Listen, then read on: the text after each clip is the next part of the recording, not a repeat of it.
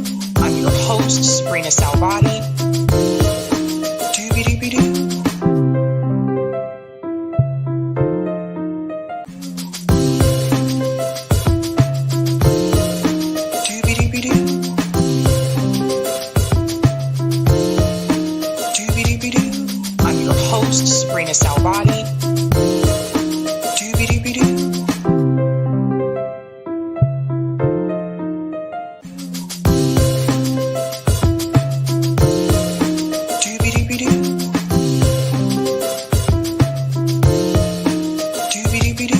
I'm your host, sabrinasalvati.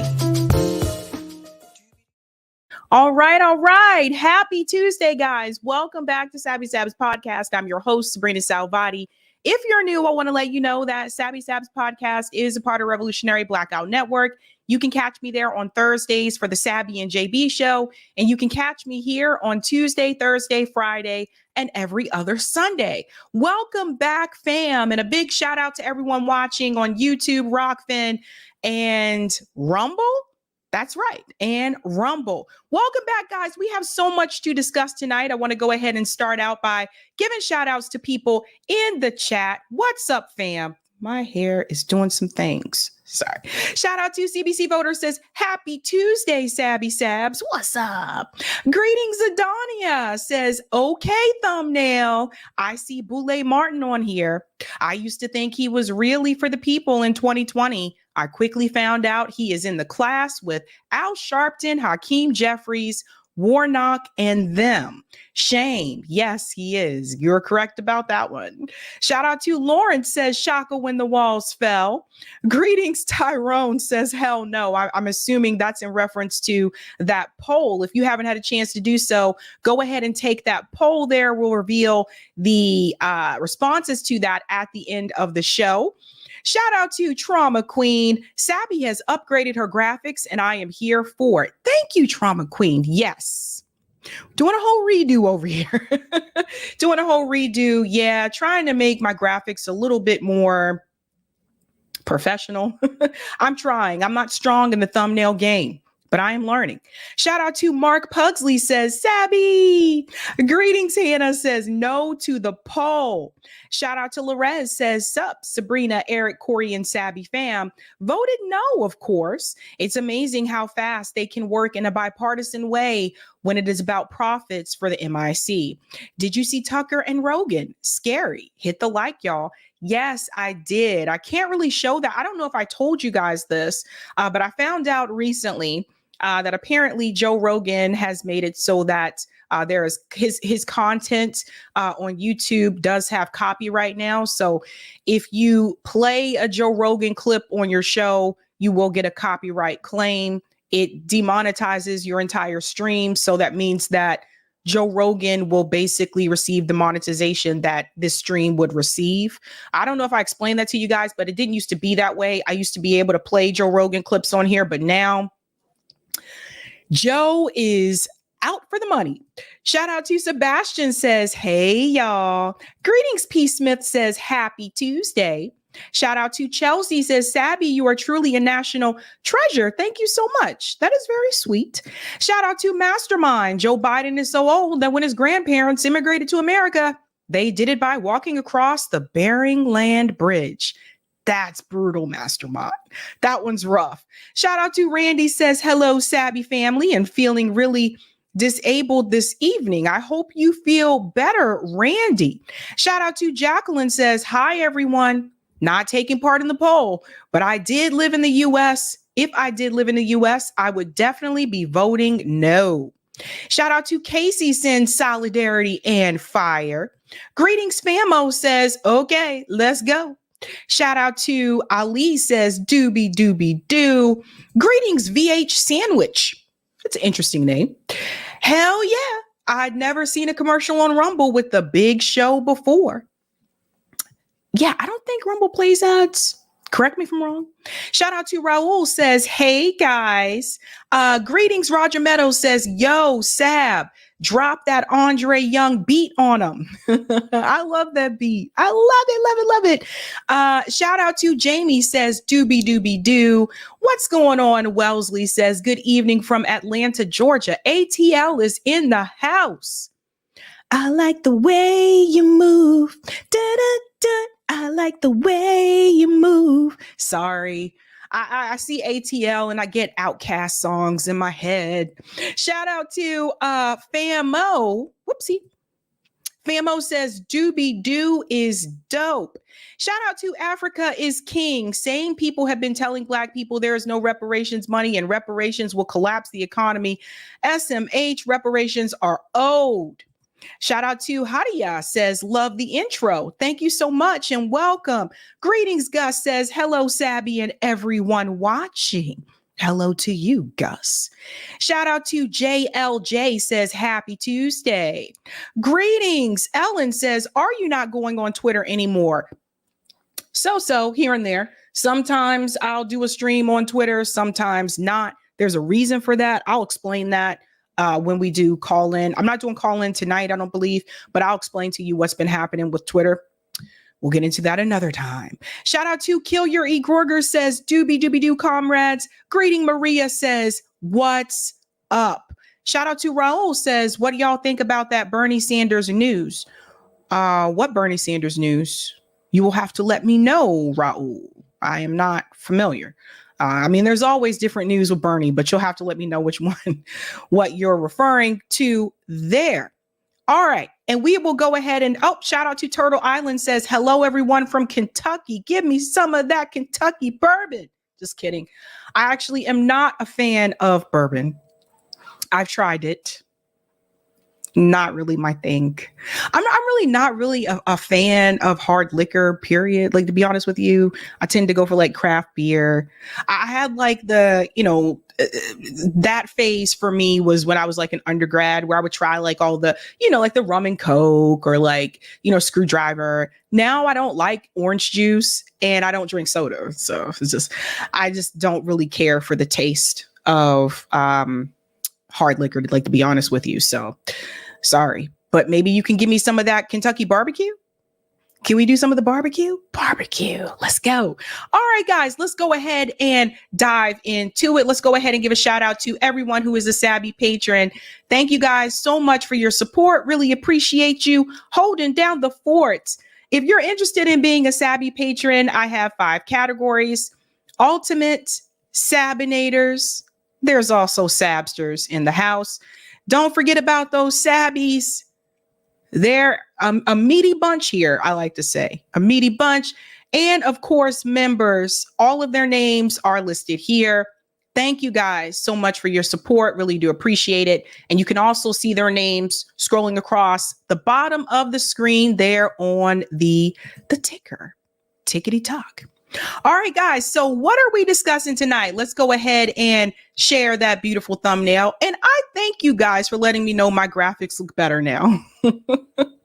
I told you I struggle in the thumbnail game. I tried, man. I tried, but I've been working on it, doing a little bit of rebranding. All right, guys. Tonight we are discussing PBD podcast, mistake on the Piers Morgan show. Oh, Lord. Lordy. Interesting conversation there with, that is the gentleman who I believe started the PBD podcast, on Piers Morgan, talking about money for wars. We're going to get into that. While I agree with some of the things that he said, there is something that Piers did kind of do a gotcha at him on, and we are going to talk about that. We're also going to discuss Marjorie Taylor Greene rejects the $95 billion aid. So Marjorie Taylor Greene versus Mike Johnson. It has been a very heated discussion between the two of them, I would say, over the past week or actually 2 weeks. They have been going at it, and she's had a lot to say and he has a lot to say. We're going to get into that foreign aid bill that passed. We're also going to discuss, if you have not heard about this, Roland Martin calls out Stephen A. Smith. That's Roland Martin there in the yellow square. And Roland is not happy with the conversation that Stephen A. Smith had on Fox News on the Sean Hannity show, criticizing the Democratic Party. We're going to break that down. And last but not least, probably one of the biggest stories of this week is the Columbia University protest expands. And the gentleman that you see there in the green square, that is Shai Davidai. I believe that's how you pronounce his last name. One of the professors at Columbia University, really getting on a lot of people's nerves. We're going to break all that down about what happened over the past couple of days and how these protests have actually started to spread to other universities, which is exactly what I wanted to see. Yeah. So let's dive in, guys. Let's go ahead and dive on in. First, let's give a shout out to Marcus Brockman. Thank you so much for the super sticker. Thank you, Marcus. All right. Let's dive in. Well, folks, let's keep it real. Money for war, but can't feed the poor. Or should it be money for war, but they refuse to feed the poor, right? And that happened again this week as the House actually passed a $95 billion foreign aid bill. Now, this bill is for Ukraine, Israel, and Taiwan as well. A lot of people have been livid about this and expressing their frustrations. But one of the things I think that really upset someone like Marjorie Taylor Greene is that Mike Johnson actually decided to bend the knee to what the Democrats wanted in the House and push this bill forward. Now, not everybody supported it, obviously, but I'm seeing some of the members of the Freedom Caucus not too happy with Mike Johnson choosing to have some type of bipartisanship with the Democratic Party. That is actually not why they chose him. This is the reason why they wanted to remove Kevin McCarthy, and you see Kevin McCarthy was removed, and now they see that Mike Johnson is also in there doing their bidding. Let's go ahead and get into this announcement from Mike, who seems to be pissing a lot of people off. Let's get into it. I said these are not normal times. They're not. The world is destabilized, and it's a tinderbox. It's a dangerous time.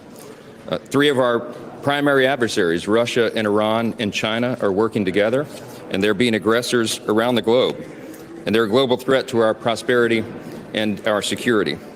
Their advance threatens the free world, and it demands American leadership. If we turn our backs right now, the consequences could be devastating. So this afternoon, the House acted, and we sent over to the Senate, and it will be transmitted shortly, our supplemental national security legislation. And make no mistake, this is not a blank check like the Senate supplemental bill was. This is very different.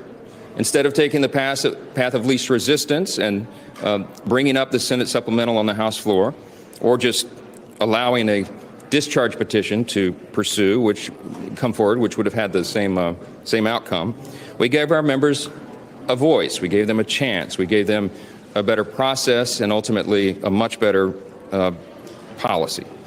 Unlike the Senate's blank check, the House legislation has a number of very important features. It provides for greater accountability over Ukraine aid. It forces an in-game strategy for the Ukraine war. It includes a loan instrument of this foreign aid to Ukraine and the Repo Act to ensure that Russian assets pay for part of the bill. And unlike the Senate's bill, the loan system itself is a House innovation and allows for much needed insight. Now remember that 80% of the Ukraine funding will go to the replenishment of American weapons and stocks and our facilities and our operations. Let's go ahead and pause here for just a second while he's on the subject of Ukraine. Notice he refers to this as a loan, right? Okay, a loan is something that has to be paid back. Who is supposed to pay this back? Do we expect Ukraine to pay this money back when their economy has basically crumbled? I don't think that is going to happen.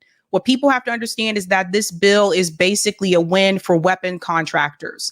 The war in Ukraine is a win for weapons contractors. The war in Gaza is a win for weapon contractors.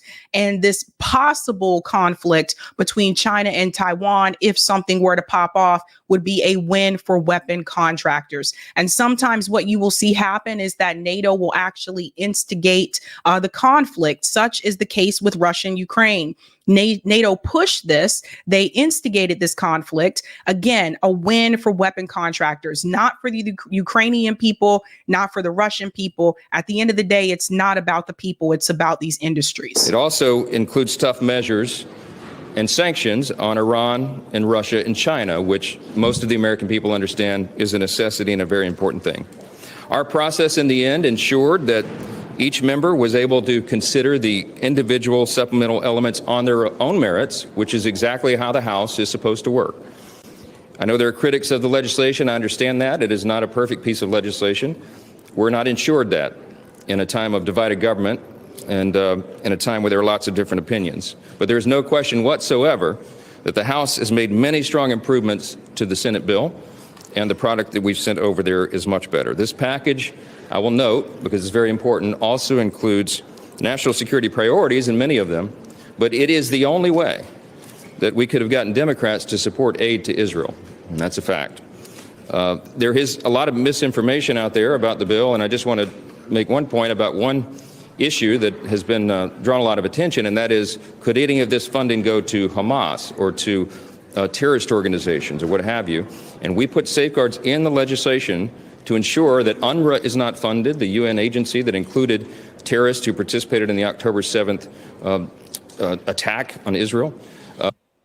Pause here for a second. So this is Mike Johnson repeating mainstream media talking points, repeating the military industrial complex talking points. That has already been debunked by CNN, actually. Even CNN actually investigated that and said, actually, Israel has not provided any evidence to prove that that is also true. Now, why would Mike Johnson do that? Well, you have to know that Mike Johnson also takes money from the Israeli lobby. This is not Mike Johnson pretending to act on his own accord. This is Mike Johnson, acting on the bidding of his donors. And that's what people have to know. If you follow Track AIPAC on Twitter, you'll see they're actually calling a lot of these politicians out that are taking money from AIPAC and other organizations that are part of the Israeli lobby. We've also have language that prevents it from any of the funding going to Hamas or any other bad actors. That's a very important element of oversight. Congress takes the oversight very seriously, and we will continue to keep an eye on every dollar that we are using and investing at this time. I've said it very simply. I'll say it once again. It's an old military adage, but we would rather send bullets to the conflict overseas than our own boys, our troops. And I think this is an important moment, an important opportunity to make that decision. We allowed the House to do that, and I expect the Senate will make the same decision. One or two. Pause for a second. So, more than likely, this is going to pass in the Senate. Now, let me mention something that Mike Johnson did not mention about this bill. This bill also includes the TikTok ban, or what we refer to as the TikTok ban. Notice that he mentioned national security. So one of the things that they've actually claimed about TikTok is that it actually is dangerous in reference to national security.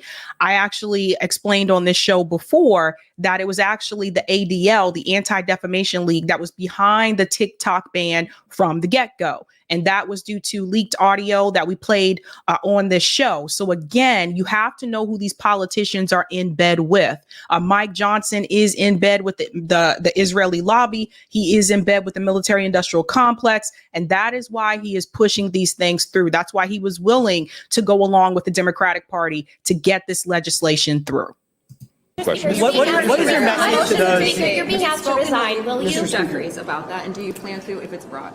No, listen, I as I've said many times, I don't walk around this building being worried about a motion to vacate. I have to do my job.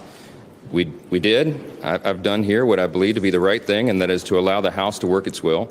And as I've said, you do the right thing and you let the chips fall where they may. So I will continue to do that. The world that you made a brave step, but at the same time, why it took too long for aid to Ukraine, and maybe too long. Why you decided to do it right now? Listen, the House had a lot of important work to do here. We had to get the government funded in our appropriations process. We had to reauthorize the Foreign Intelligence Surveillance Act. We had a lot of important measures that had to be done, and we got to this as quickly as we could.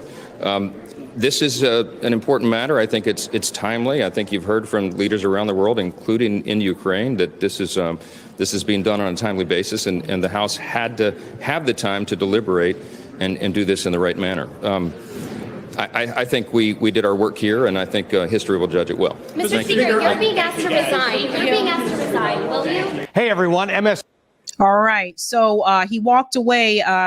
The reporter's question about the fact that he is being asked to resign. That push has come from Marjorie Taylor Greene, who's probably been one of the most vocal members of the Freedom Caucus. Now, you have to remember they agreed that Mike Johnson would be the right path forward. This was after Kevin McCarthy was ousted as speaker. They believed that Mike Johnson would do the right thing or do what they felt was best for the Republican Party, which is obviously not to send more funding to Ukraine, stop sending federal, we say tax dollars, but they're actually federal dollars to these wars abroad. However, that changes when you bring up the country Israel, because even Marjorie Taylor Greene supports the U.S. sending money to Israel. And this is a big hypocritical statement when it comes from her. And it's not just her, it's Marjorie Taylor Greene, it's people like Tulsi Gabbard, a lot of these politicians that have been very vocal, and former politicians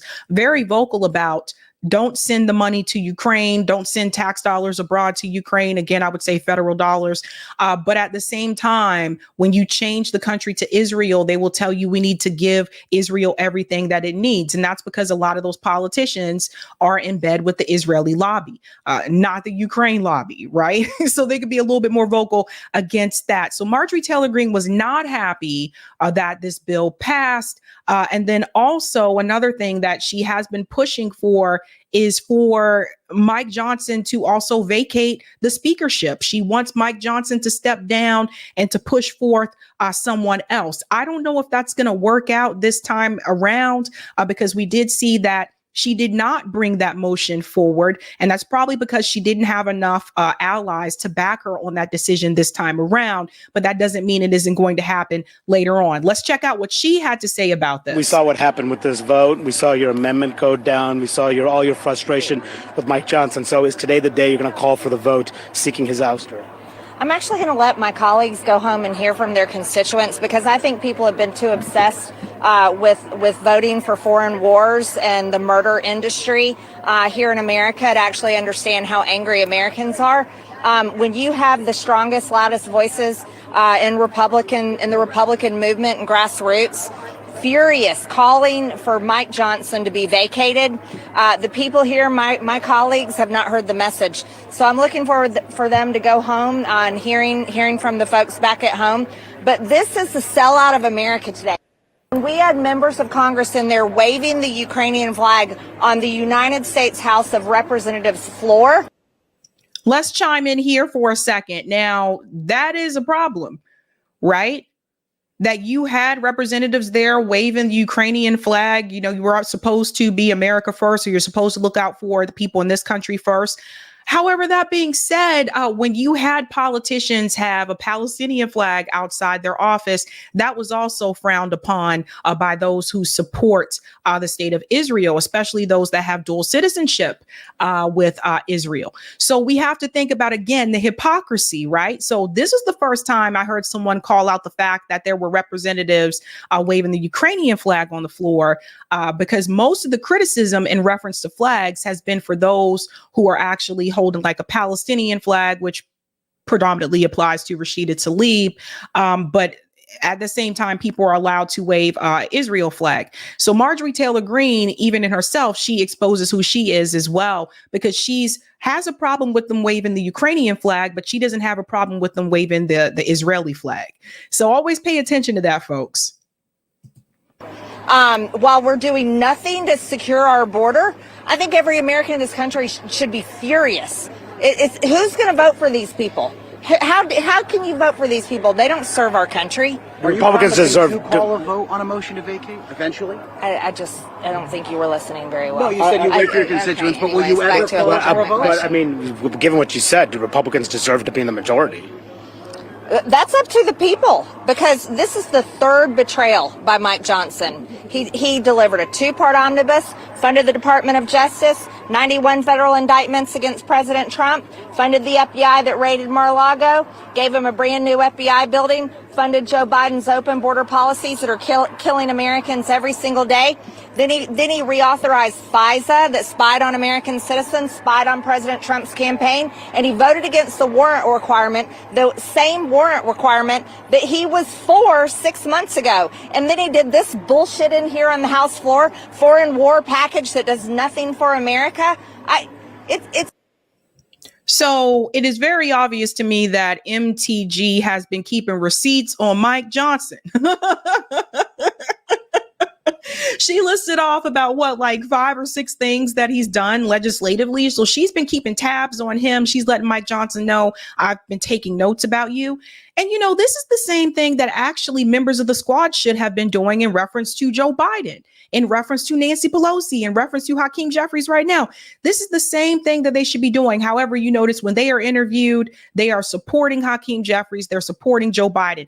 AOC just took a picture with Joe Biden and Ed Markey, and they're just like chilling, like they're buds and bros and pals. I mean, it just, so they're not willing to be vocal against their Democrat counterparts when they are doing something wrong. Instead, they actually come onto the news and they kiss up to them and they defend them. Marjorie Taylor Greene, the behavior that she is exhibiting right now, this is what we expected from members of the squad. Apparently, Marjorie Taylor Greene is not afraid of her peers in the Republican Party, and it is very apparent that the squad members are.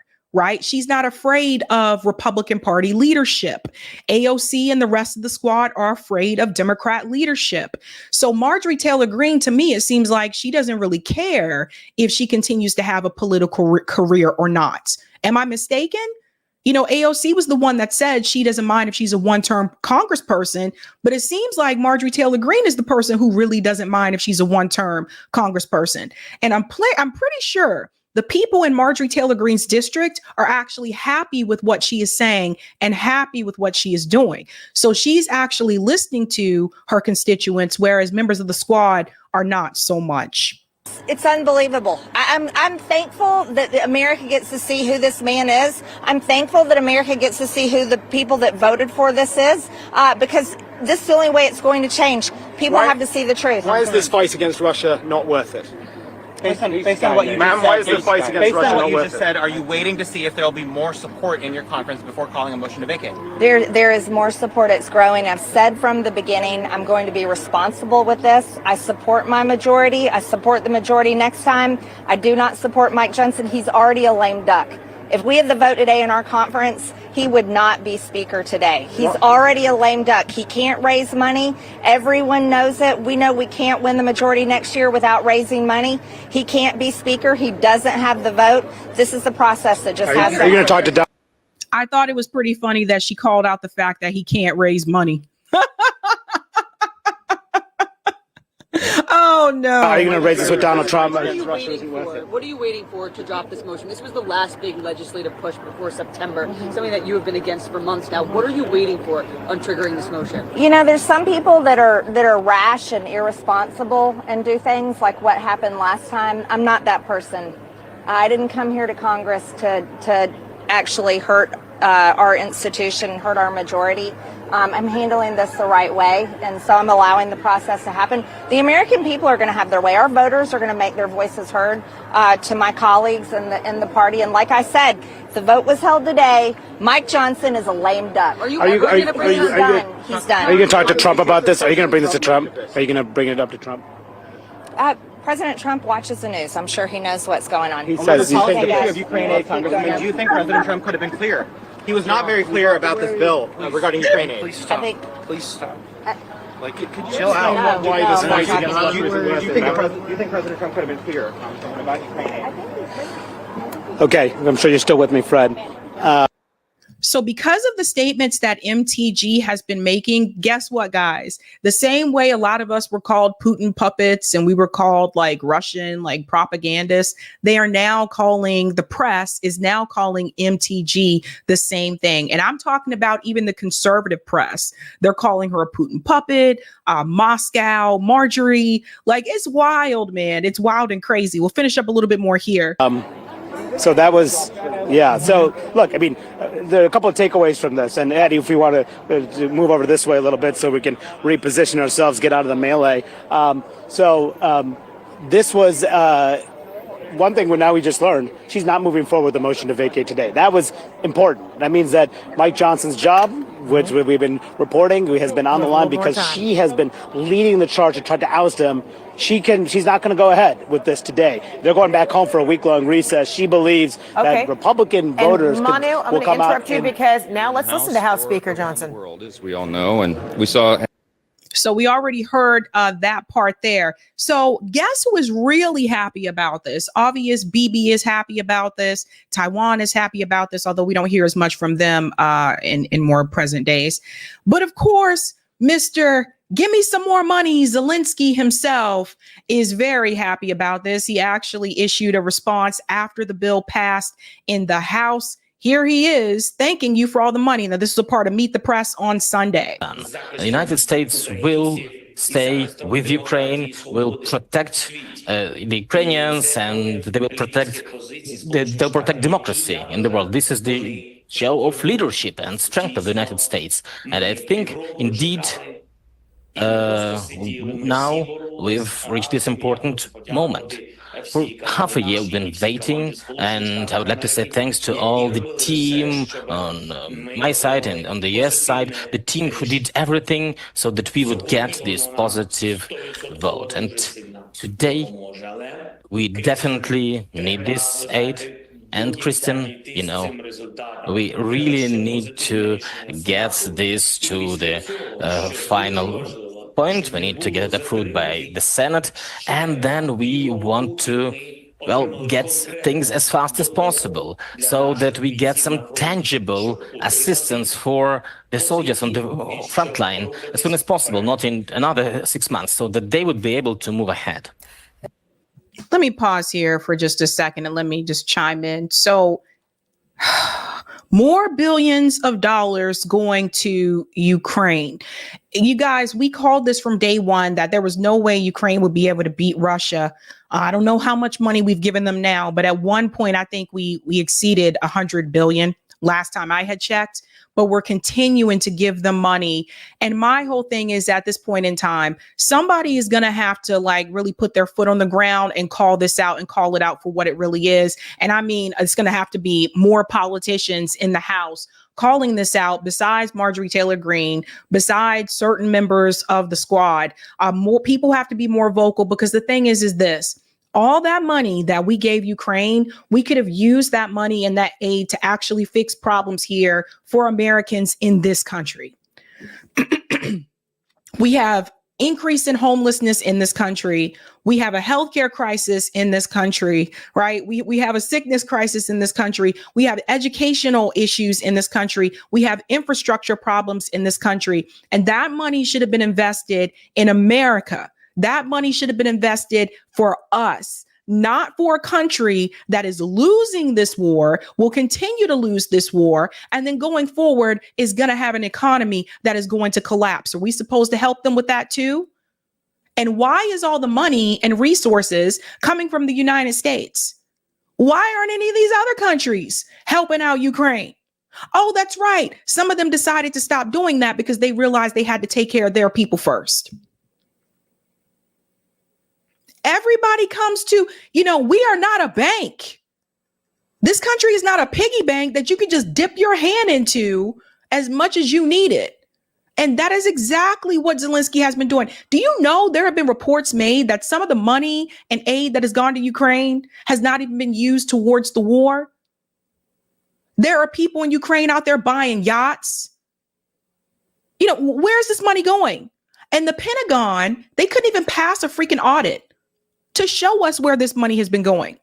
So Mike Johnson says that with this new bill, we're going to have more accountability in reference to where the money is going for Ukraine and how the money has been spent.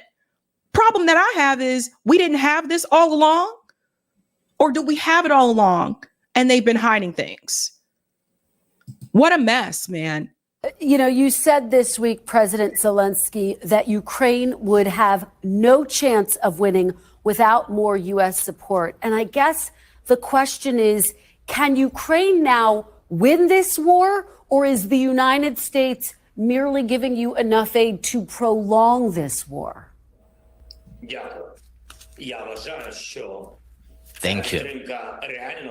I think this support will really strengthen the armed forces of Ukraine, and we will have a chance for victory if Ukraine really gets the weapons system, which we need so much. The thousands of soldiers need so much. And this aid should not be just spread in thin layer all over, but it has to end up in tangible weapon systems, some really crucial weapon system which are hard to get, the long-range artillery. And I really appreciate that it mentions ATACMS, so long-range weapons, and it's important because So they're not going to win. And we've been saying this for quite some time. They're not going to win. And then what happens when this money and aid runs out? Everyone remember this. Remember this statement here on Meet the Press broadcast. It was April 21st. Remember what he's saying here, because this money and this aid is eventually going to run out too. And next thing you know, he'll be back in DC, knocking on the door of the White House, asking for more money. We are not a bank. And I really think the American people, we ought to have some type of a say in reference to how the federal dollars are spent and how our tax dollars are spent. We have no say so. These representatives that we vote for to represent us represent the military industrial complex, and they represent the state of Israel.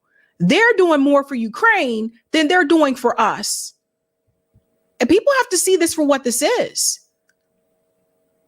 We'll play a little bit more here.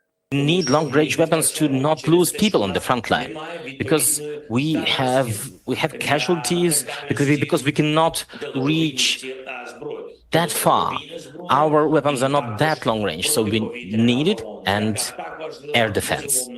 This is crucial. These are the priorities now.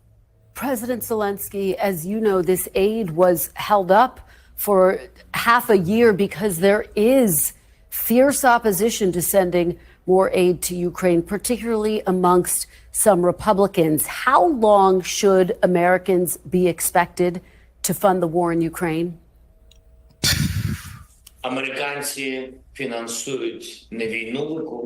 The Americans are not funding the war in Ukraine. They first and foremost protect freedom and democracy all over Europe.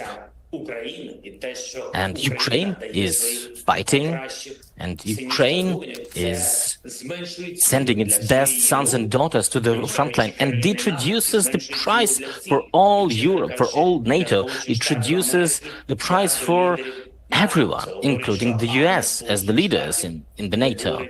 Well, US army now does not have to fight protecting NATO countries. Ukrainians are doing that. And it's only the ammo that the civilized world is providing. And I think it's a good decision. That is why we do need to keep supporting.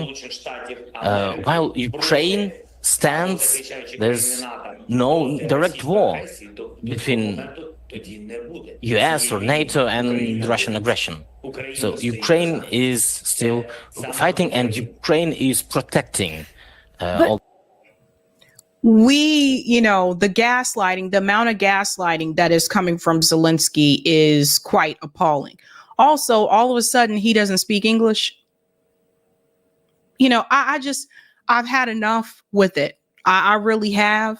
And for him to sit here and say, oh, well, it's not coming from the American people. You have to keep supporting. We don't have to do anything. And I'm willing to bet if you were to allow the American people to vote in reference to this and send more money to Ukraine, you probably wouldn't get any more funding, Zelensky. You probably wouldn't get any more funding. One more question from her here. I think this is important. The others. President Zelensky, can you give Americans a sense of the timeline? Will you still need as much aid this time next year? Or do you think you can turn the corner on Russia? What's the timeline? Well, it depends on when we actually get weapons on the ground, as you said it, Christian. If we get it in half a year, well, we've had the process stalled for half a year, and we had losses in several directions. The losses in men, in equipment. In the East, it was very difficult. And we did lose the initiative there. Now, we have all the chance to stabilize the situation and to overtake the initiative. And that's why we need to actually have the weapon systems. When we get it, when we have it in our arms, then we do have the chance to take this initiative and to move ahead and to protect Ukraine. But giving you a specific timeline of the war, well, it depends on how soon we get this aid. There are so many variables, so many factors, and sometimes when we protect the important line, you retreat because you don't have enough forces and equipment, and then retaking that line would take 2 or 3 times more. I'm not saying that this is how it's going to end up, but things are possible, and I can give you an example with F-16. We're not getting into F-16. Beautiful Rose says, Ritter said Ukraine lost. Zelensky is going to take money and leave Ukraine. 100%. I'm sorry, but we got to call it out for what it is here. Actually, I'm not sorry. We have to call it out for what it is here. He's not willing to give her a timeline because they have already lost. There is no Ukraine coming back and winning this war. That's why he's not giving her a timeline. And I would question where this money is actually going to go, because I don't trust that it's going to go in the places that it's supposed to. So that's my take on that. He can't give you a timeline because they have already lost. And there are also people that have been around Zelensky that have given the same statement to Time magazine. They said this a couple months ago. They said, everyone realizes here that we have already lost except for him. And he's the one that's still asking for money. $94 billion out the door. Part towards Ukraine, Israel, Taiwan, and don't forget that legislation also includes that TikTok ban. Now, you see how these Congress members can come together over the weekend and rush and push through legislation to help out another country. But when it comes to them rushing to do something for the American people, they couldn't even rush to try to vote on a $15 minimum wage. And when they finally did get around to doing it, they voted against it. Now, you don't have to be Republican or Democrat to see the writing on the wall that when it comes to the American people, we are at the bottom of the list. They'll do anything for these companies that the military industrial complex tells them to support and help to continue to fund these wars. That's where the money is going. What a mess. Let's go to some of the comments here. I think I shut it up, Marcus. Thank you. Or if I didn't, did I? Yeah. Michael says, I didn't get the notification. You'd be coming up less on my algorithm too, Sabby. Something has already happened. Yeah, I don't get notifications for anybody. Just FYI. I recommend just signing up for my newsletter because that's where a lot of people do get my live stream notifications. So if you want to know when I'm live, the best thing to do is to sign up for that because every time I'm live, you get that notification. Aunt Shawnee says ADL made sure that the TikTok ban was in the bill. There you go. JB says, what's up, JB? Matt Gaetz did all that work just to get a McCarthy clone. How embarrassing. Yeah. Thank you for the super chat. Stop sniffing kids, Joe. Like her or not, MTG is a real one. Craig says, if Marjorie Taylor Greene is the go-to voice of reason, all is lost. It's wild, isn't it? Marvin says, Sabby, get MTG on the show. Love to see the interview.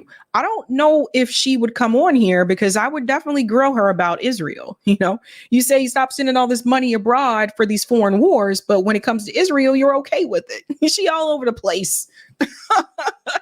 Thank you, Stop Sniffing Kids Joe, for the super chat. The biggest threat to our democracy is the mail-in ballot. I would say it's the donor class. Thank you, Chris Iro. America first, except for Americans. Regardless of political ideology, we all should be mad as hell at the constant gaslighting. Timeline, LOL. Yeah. It's a doozy, folks. It is a doozy. If you're just joining and you haven't had a chance to do so, folks, don't forget to smash that like button. That helps me out with the algo. And thank you for hitting it if you already have. If you're new, don't forget to like, sub, and share. And we are moving on to our next story, folks. I would say this is probably the second biggest story of this week. So a couple of nights ago, I covered the Columbia University protests, the encampments at Columbia University. And I actually said on that show that this would be even, huge if other universities actually joined in with them. Well, apparently that has happened. And we have a lot to cover with this particular story. Let's go ahead and dive in here. After more than 100 students from Barnard College and Columbia University were arrested at an encampment calling for the school to divest from Israel amid the country's deadly assault on Gaza, similar encampments have begun across the United States. And you can see the picture here. MIT, Emerson, Tufts, that's just here in the Boston area, Yale, Columbia Barnard, NYU, the New School, University of Michigan, Washington University, Vanderbilt University, UNC Chapel Hill. There was also a walkout that I just saw this video right before I went live in Washington State, one of the colleges there. The students were all walking out in solidarity with Columbia. So the worst thing that the media could have done was give so much attention to what was happening to the students that were protesting and having these encampments at Columbia University, because all that did was give more attention to it. And of course, that makes other students angry across the country and they rise up to support them. One of their neighbor buddies here, NYU, they actually had faculty members join along as well. And I thought this was so brave of the faculty because they'll get rid of you. They will let you go. It says, Party for Socialism and Liberation says breaking NYU faculty have formed a chain around Gaza solidarity encampments as student organizers prepare to pray. So this is what the police were so frightened of. أشهد أن لا إله إلا الله أشهد أن لا إله إلا الله أشهد أن محمد رسول الله. Yeah, so those are faculty members at NYU. They're basically linking hands. This kind of reminded me of, do you guys remember this commercial, this thing called Hands Across America? I don't know if everyone remembers this. It was actually referenced in the movie Us. If you guys saw the movie Us, that's what it kind of reminded me of, that they're standing there in solidarity with the students. And you got to give it up to them for that, because like I said, they're kind of risking their careers there. Now, you guys, I told you that they arrested a lot of those protesters outside of Columbia University. And I want to go on the record here saying this based on what I've seen and based on what I've heard from people who were actually there. The protesters were not being violent. They were peacefully protesting. They were reading, scripture, etc., in solidarity. It was actually the president of Columbia University who basically called in for the NYPD to come and arrest them, remove them. And that is what happened here. Well, that actually caused more people to come out in support. Happening right now, massive crowd of faculty walk out in solidarity with students and with the movement for Palestine at Columbia University. So the crowd actually increased when they started arresting people. Listen to this.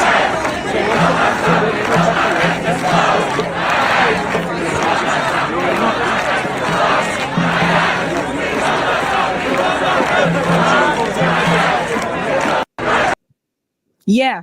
So that is awesome. Like I said, that actually caused the crowd to increase. It wasn't as many people there before until those students were arrested. And we'll get into more of that in just a second.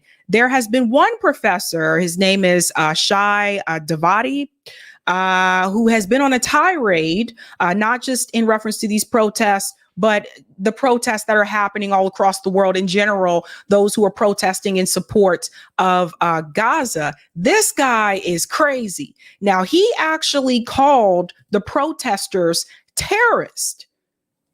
This gentleman right here, but something funny happened to him, and we're going to get into that in just a second. This professor here called the protesters terrorists.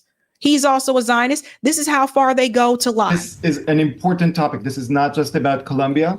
This is every U.S. college. They have said that they are going to bring down Columbia first, and then as a domino effect, we'll have all other universities. But I want to make clear one thing before I talk about my own actions. What we're seeing now at Columbia, and I don't use this word lightly, we're not seeing ideological war. We're not seeing support for terrorism. We are seeing terrorism. Last night, we had at Columbia a protester, one of the protesters in the student mob, holding a sign calling the El Qassam Brigade, the Hamas military wing, to kill Jewish students with an arrow pointing at the Jewish students that were standing there. Right? We are seeing Hamas on campus, and this makes President Minu Shafiq a Hamas supporter. Every minute that she does not let in the NYPD, because she's not letting them in. That's why you see the NYPD outside and the terrorists inside. We've had the leader of the domestic terrorist organization within our lifetime. They had a wedding for her yesterday inside. She snuck in. You see the video you're showing right now? There is a suspended student, the one with the bullhorn, that's a suspended. They've been suspended for 2.5 weeks. They're a radical organizer that brought in a PFLP terrorist to campus. They're supposed to be suspended from campus.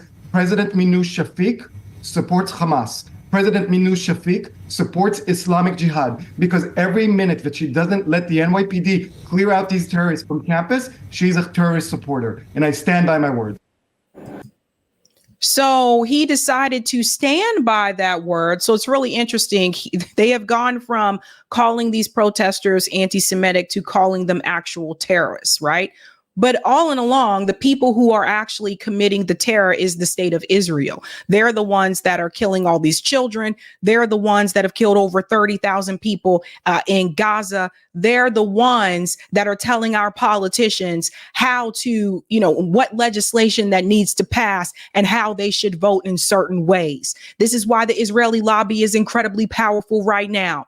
You cannot continue to have organizations like the ADL and AIPAC embedded in our electoral system.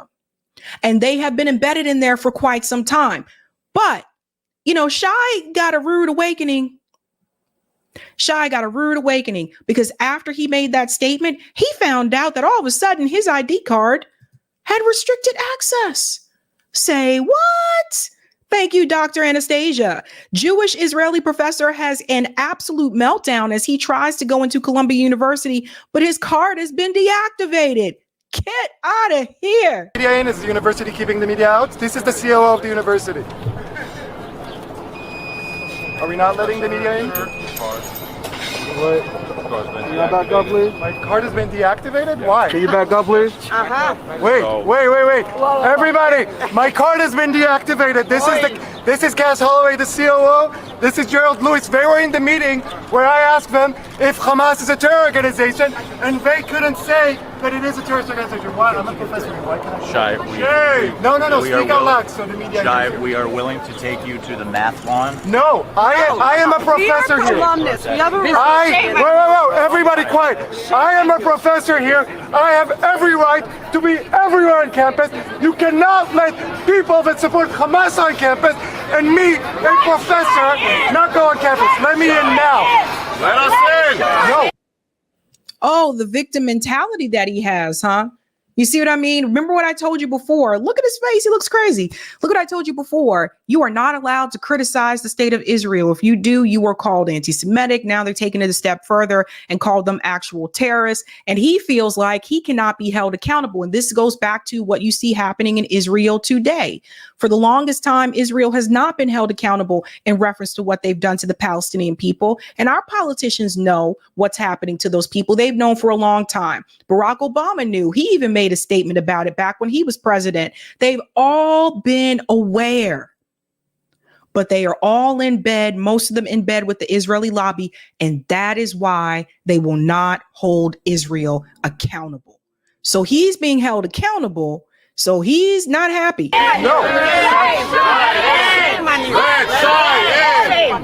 Are you not letting a professor go on? Let him in! Let him in! And you know Let Shai in!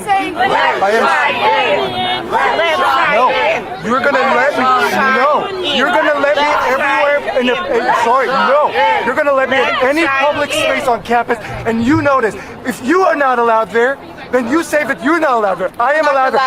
And wait, no, listen to me now. You will listen to me. I rarely listen. I rarely lose my. You know what? I wish you'd let me into my job. No, everybody, please. Can I stand here so people are sitting? Is that okay, or you're not letting me do it? This is a disgrace to the institution and the alumnus. Everybody silent! Everybody! Over here we got the COO of Columbia University, Mr. Cass Holloway. Wait, no! They have deactivated my card. They are not letting me on campus because...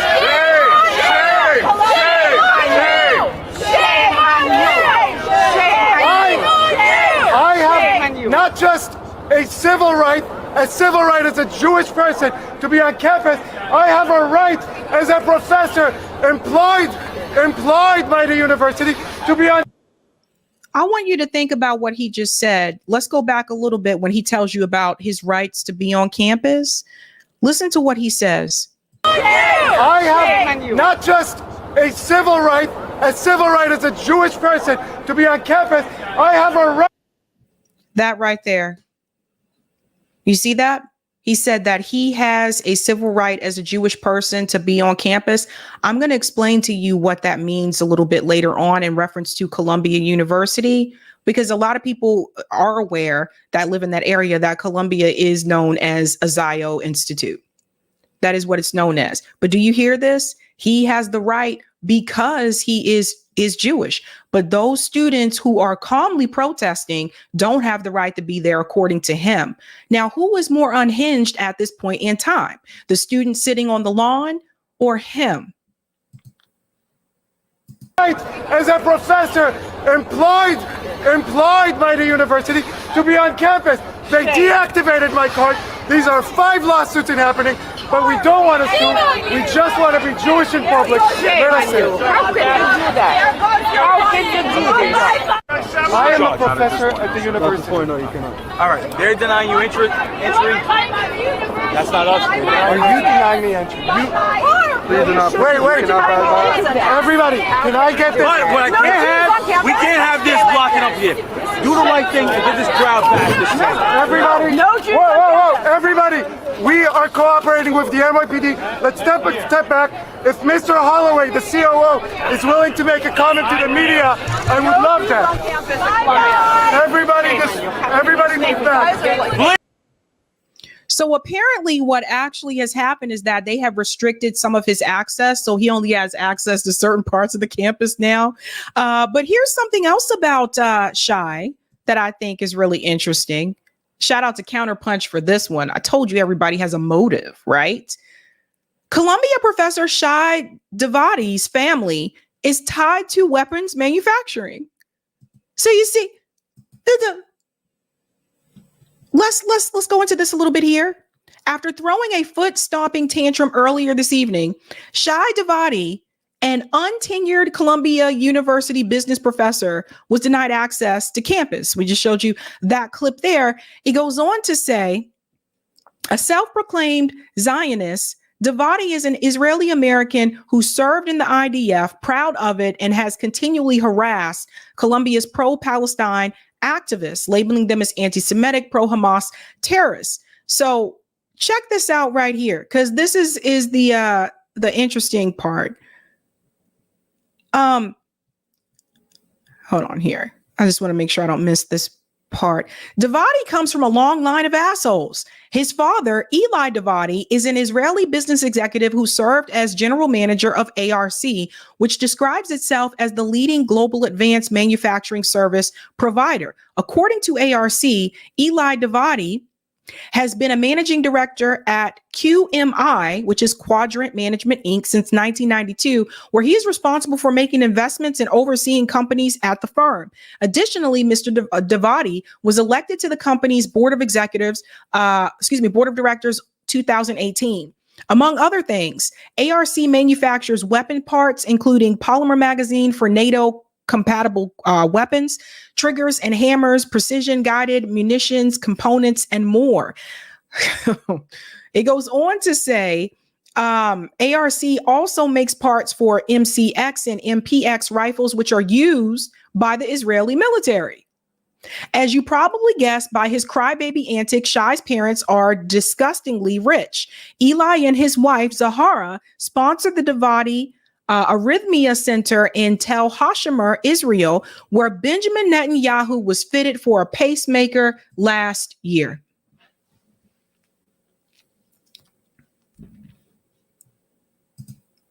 I told you there's usually a motive. So that's his craziness. But now it has escalated to the point where even the ADL, of course, has gotten themselves involved. Jonathan Greenblatt has decided to come forward, and he's making calls on the U.S. government about how they should handle this situation. Again, showing you who is really controlling these politicians. Check this out. We need President Shafiq to do three things. Number one, we need NYPD back on this campus, or bring in the National Guard. Number one, he said, bring the NYPD back on campus or bring in the National Guard. Now, why would he call on the National Guard to come to a college campus? If that sounds familiar to you, you may be thinking about the Kent State massacres, right? The National Guard came into Kent State and they killed 4 students there. It became known as the Kent State massacres. So what you have to understand is what he's actually calling for here. Anytime that you call in for the National Guard to come in, it's not calling them in to make any kind of peace, just like when Barack Obama called in for the National Guard to come into Ferguson. They're not coming in there to hold your hand. They're not coming in there to say, go ahead and disperse. They're coming in there to escalate the situation at hand. So that is what he is calling for, folks. Pay very close attention to this. They like to speak in coded language. We are going to uncode it. Listen to this. Number 2. No masks on campus. This isn't Fallujah. This is Morningside Heights. And number 3, the students who behave in this way need to be suspended immediately. What do you think they mean? When they say that revolution is the only answer, what do you think they mean? They mean that we are not going to get through this through a political process because organizations like the ADL and AIPAC have a lot of power when it comes to our politicians in this country. That is why they're calling for that. Because when organizations like yours, Jonathan, has bought off these politicians, and organizations like AIPAC has bought off these politicians, even when they know what is happening to the Palestinian people is wrong, they have already signed on the dotted line to pledge some type of allegiance to the state of Israel, state that they don't even live in, before they take care of the people in this country. That is why those students are saying what they are saying. So he's asking for three things to happen. He wants the National Guard to come in and escalate the violence towards those protesters. 2, he's asking for those students that are protesting to be permanently suspended from the school. Last time I checked, Jonathan doesn't work at the University of Columbia. Columbia University. He's not the president of Columbia University. But once again, here he comes making demands to the politicians, making demands to the presidents of these universities, just like he made demands in reference to TikTok. These organizations have way too much power. And I'll explain to you in a second why he's making the demands that he's making, why so much attention is on Columbia University. And it's very important that people understand that. These are the things that he wants to happen. You see who's controlling the government? You see who's controlling? I told you, these organizations, the donor class. Now, you'll see so here, where the police did come in. So the NYPD, they came in and they did arrest students on Columbia's campus. Again, these were peaceful protesters.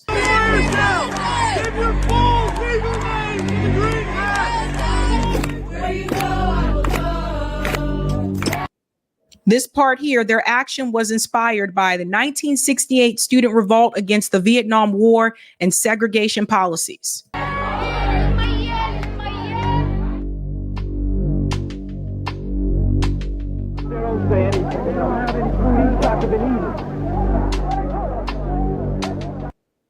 They're speaking to what happened in the 60s, in which 1,000 students occupied 5 buildings, demanding the school cut ties with a Pentagon war research think tank. So you see, again, these things have been done before.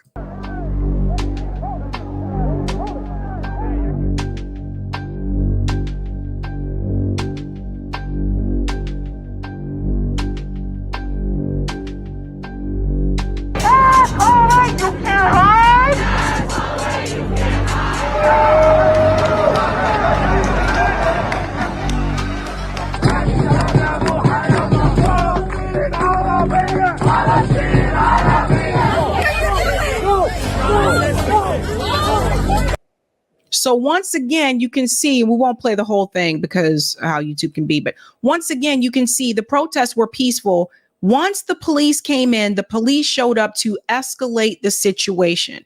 I've seen this happen. I've been to a number of protests, so I've seen it happen in real time. Now, when we move on to this piece here, they also arrested NYU faculty members. They arrested them for participating in the protests. Trespassing in front of my own house, in front of my own office.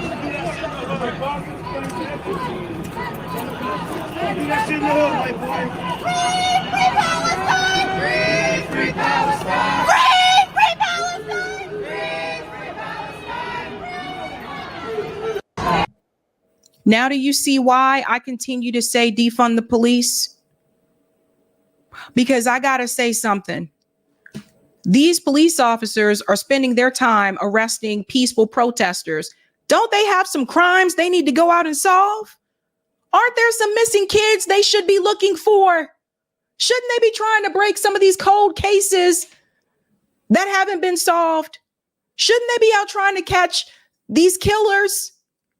Murderers on the street, shouldn't they be doing that? No, but this is what the money is going towards. Tax dollars going towards the NYPD, and they're out here spending their time arresting peaceful protesters as if there are no other pressing issues. That is why I say defund the police. They're not solving any damn crimes. 0.02% of crime. So the solidarity actually spread with Columbia University. And I said, hells to the yeah. You'll see here in New Haven, Connecticut, after Yale students actually were protesting and some of them were arrested, the students and New Haven residents took to the street and shut down an intersection. So let's check this out here. So here's another one that you can see. Down with genocide. Down, down with genocide. Free, free, free Palestine. Free, free, free Palestine. Free, free Palestine. Free, free Palestine.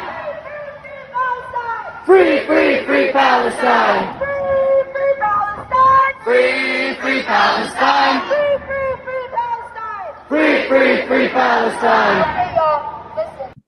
So this was awesome. This was here in New Haven, Connecticut. So I thought that was really great. Now, what's really important after those arrests happen, you have to think back to the university president, Columbia University's president. She was the one that brought them in. She was the one that made the call for the police to come in and remove the students. Now, why would she do that if they were having peaceful protests? Were they being anti-Semitic?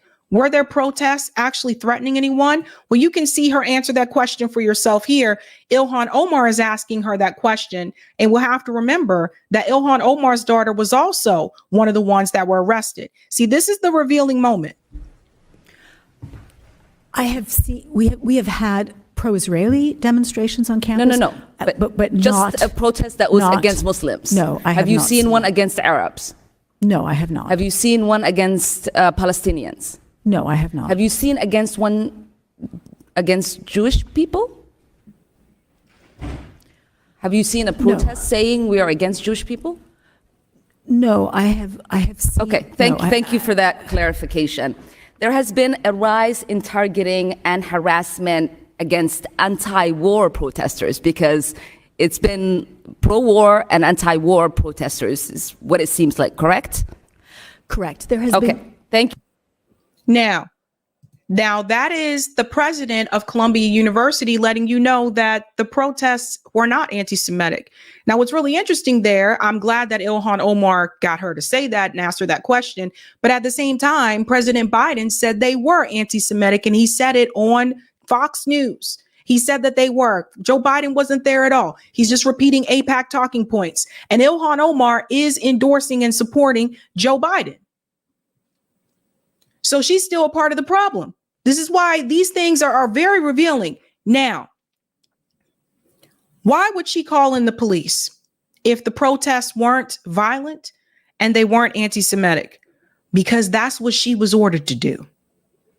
And I'm pretty sure she was ordered to do that by the donor class, by people that are a part of AIPAC, people that are a part of the ADL, but more specifically, the donor class.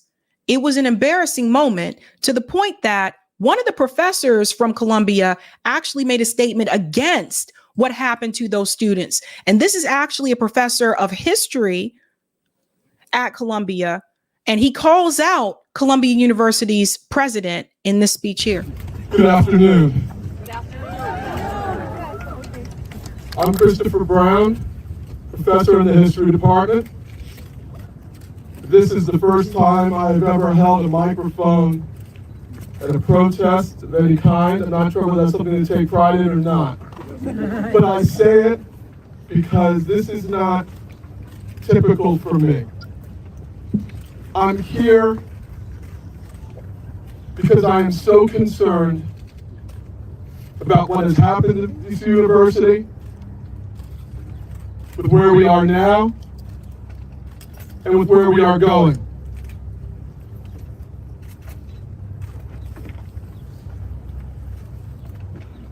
Thursday, April 18, 2024 will be remembered as a shameful day in Colombia's history.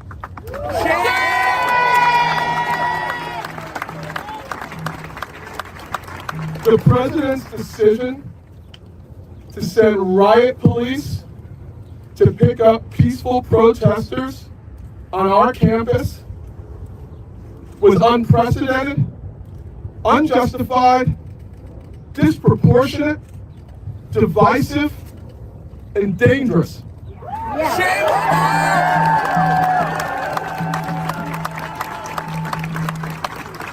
We are fortunate. We don't know how fortunate we are. We are fortunate that no one was hurt.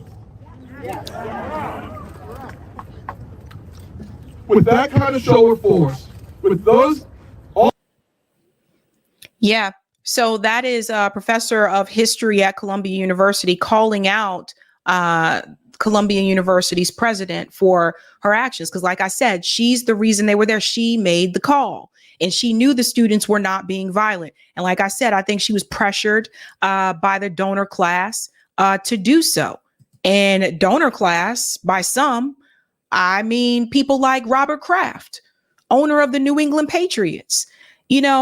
Rob, let me say this and then I got something else to say about Rob. Robert Kraft, not comfortable supporting Columbia University as pro-Palestinian protests continue.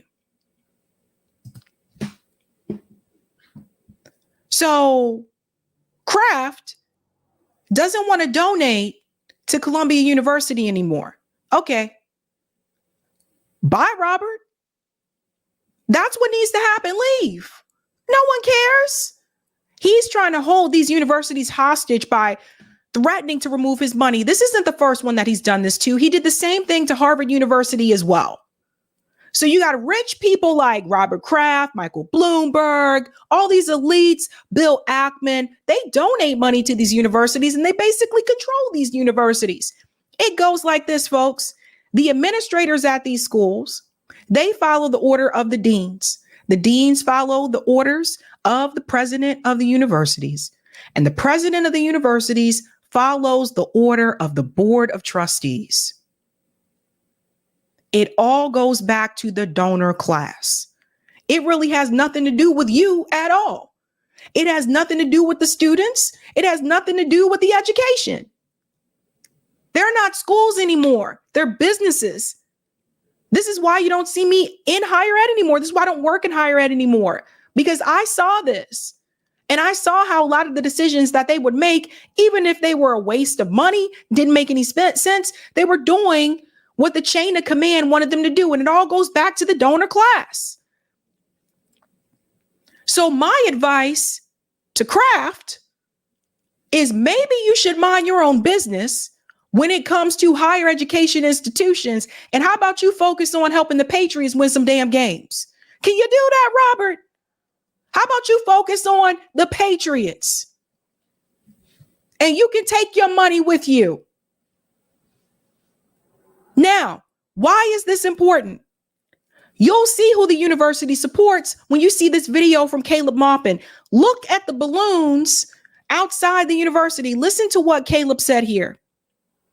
Hey, so we're here outside of Columbia University where the students are planning a walkout at 1 p.m. to protest against Israel. One thing that I thought is worth noting is the gates of the campus. I don't know if you can see there, but the gates of the campus have been decorated with balloons that are white and blue, the colors of the Israeli flag, showing that the university is firmly in Israel's camp despite the views of the students. Very interesting. You hear that? The university is in Israel's camp. And it's not just Columbia. A lot of them are in Israel's camp. They're also in the camp of weapon contractors as well. Now, why is all the attention on Columbia University? We got to get back to that point. I'm going to show you why. This is what they are really afraid of. When they hear students chanting divest, you got to remember, universities have done this before. They've actually divested when it came to apartheid South Africa. Listen to this. If you're wondering why all this attention is being paid to Columbia University, it's simple. Columbia is probably going to be the stone that begins the avalanche that dismantles Israeli apartheid. Let me explain in the plainest terms. All of these activist movements begin on college campuses. During the Vietnam backlash, that movement began with teach-ins on college campuses and expanded from there. Columbia is the most significant campus symbolically right now. First, it's an Ivy. Second, it's in the Zionist capital of everywhere in the world outside of Tel Aviv, the Upper West Side, Manhattan, and the administration is obscenely rabid and hypocritical in its crackdown. Not surprising to me, I went to Columbia School of General Studies after I got out of the Army and had to go through with that program with some dumbass ex-IDF soldiers. They'd let anyone in that was IDF. Administration, obviously Zionist to the core, is terrified because Columbia has an established tradition of divestment.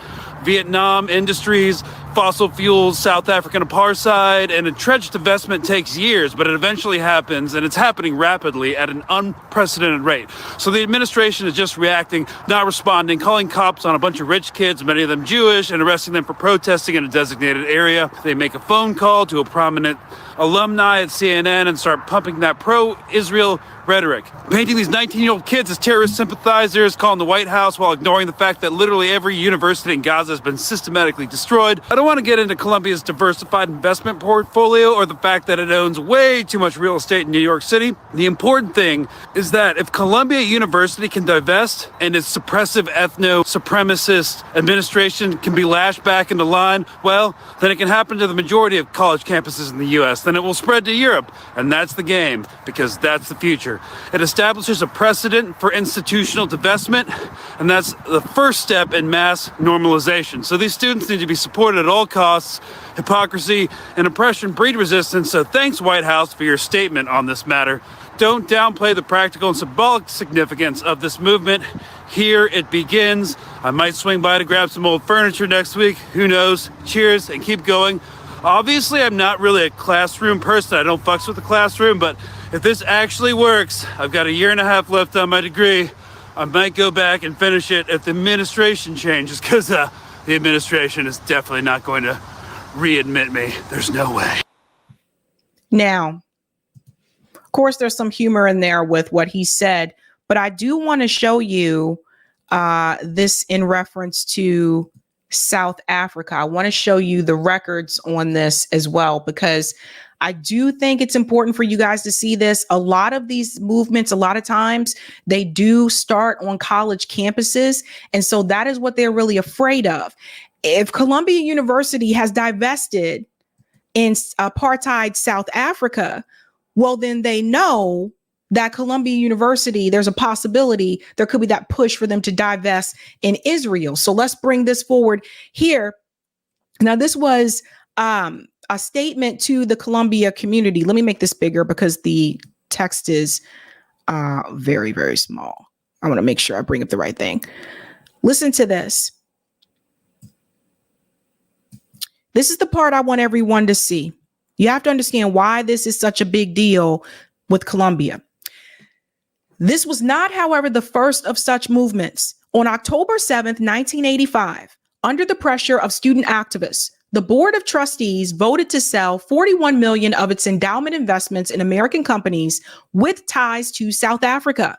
In doing so, Columbia became the first Ivy League university to divest from apartheid South Africa. And this is why they don't want you to use words apartheid or occupation or oppression when it comes to the state of Israel. This is why the New York Times didn't want their journalists to use those words either when talking about the state of Israel. Because once you make it apparent that the same thing has happened in the state of Israel, then that puts pressure on the Board of Trustees at Columbia University to once again divest. And this time, instead of divesting against apartheid South Africa, divesting against the state of Israel. And that is why this started to receive national attention. And that is why dude from the ADL wanted to call in the National Guard to have them removed. This is why it's always important to go back and look at the history to see what has been done before. Colombia has been successful in divestment before. And the last thing AIPAC and the ADL wants and the state of Israel wants is for these institutions to start divesting against Israel.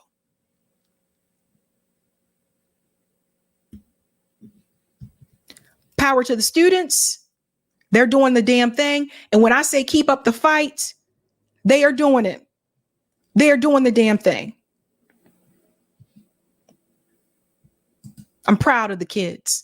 It's a good thing I'm no longer in higher ed because I would be out there with the students too. And that would probably be my job. Just keeping it real. But they're doing the right thing. The Cannabis Project says, never forget Kent State, May 4th, 1970. That's right. Thank you, Brian. I saw your post at the Craft Beer Festival. I'm a huge craft beer enthusiast, already a big fan, but you gained 100 cool points. Oh, well, thank you, Brian. Thank you so much. I do like to go to those craft beer fests. Lance says, what about the Columbia students that were assaulted with a chemical attack by IDF veterans? Yeah, they don't care because that's something that looks bad for Israel. So the school isn't going to respond in reference to that. They said they were investigating it. Then what? Right? Thank you, Dina. Thanks, Sabby. Keep the hard. The entitlement is real. Maybe you mean keep up the hard work. Thank you, P. Smith. He told the COO of Columbia, F you in an email.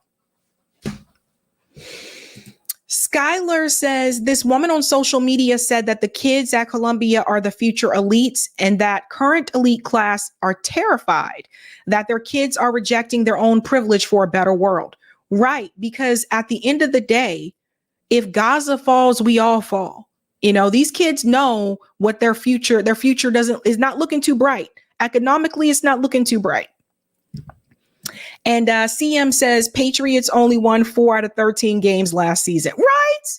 Okay, Robert. So you stop talking about what these kids are doing at the universities. And how about you focus on helping the Patriots win some damn games? Just focus on that, Robert. Lance says divestment works. Israel knows it'll be the next Rhodesia or South Africa. There it is, folks. There it is. All right, guys, don't forget to smash that like button. Thank you very much. And if you're new, don't forget to like, sub, and share. We are moving on to Roland Martin. Roland Martin, host of Unfiltered. Also, he's another one like Cenk Uygur, came from mainstream media, but he hosts a show on YouTube called Unfiltered. He mainly supports the Democratic Party, makes excuses for Joe Biden, which is what you're going to see in this clip. Apparently, Roland Martin was not too happy with an appearance that Stephen A. Smith made recently on Fox News on Sean Hannity's show, because Stephen A. Smith was actually calling out the Democratic Party. Oh, you're not supposed to do that. They don't like that, guys.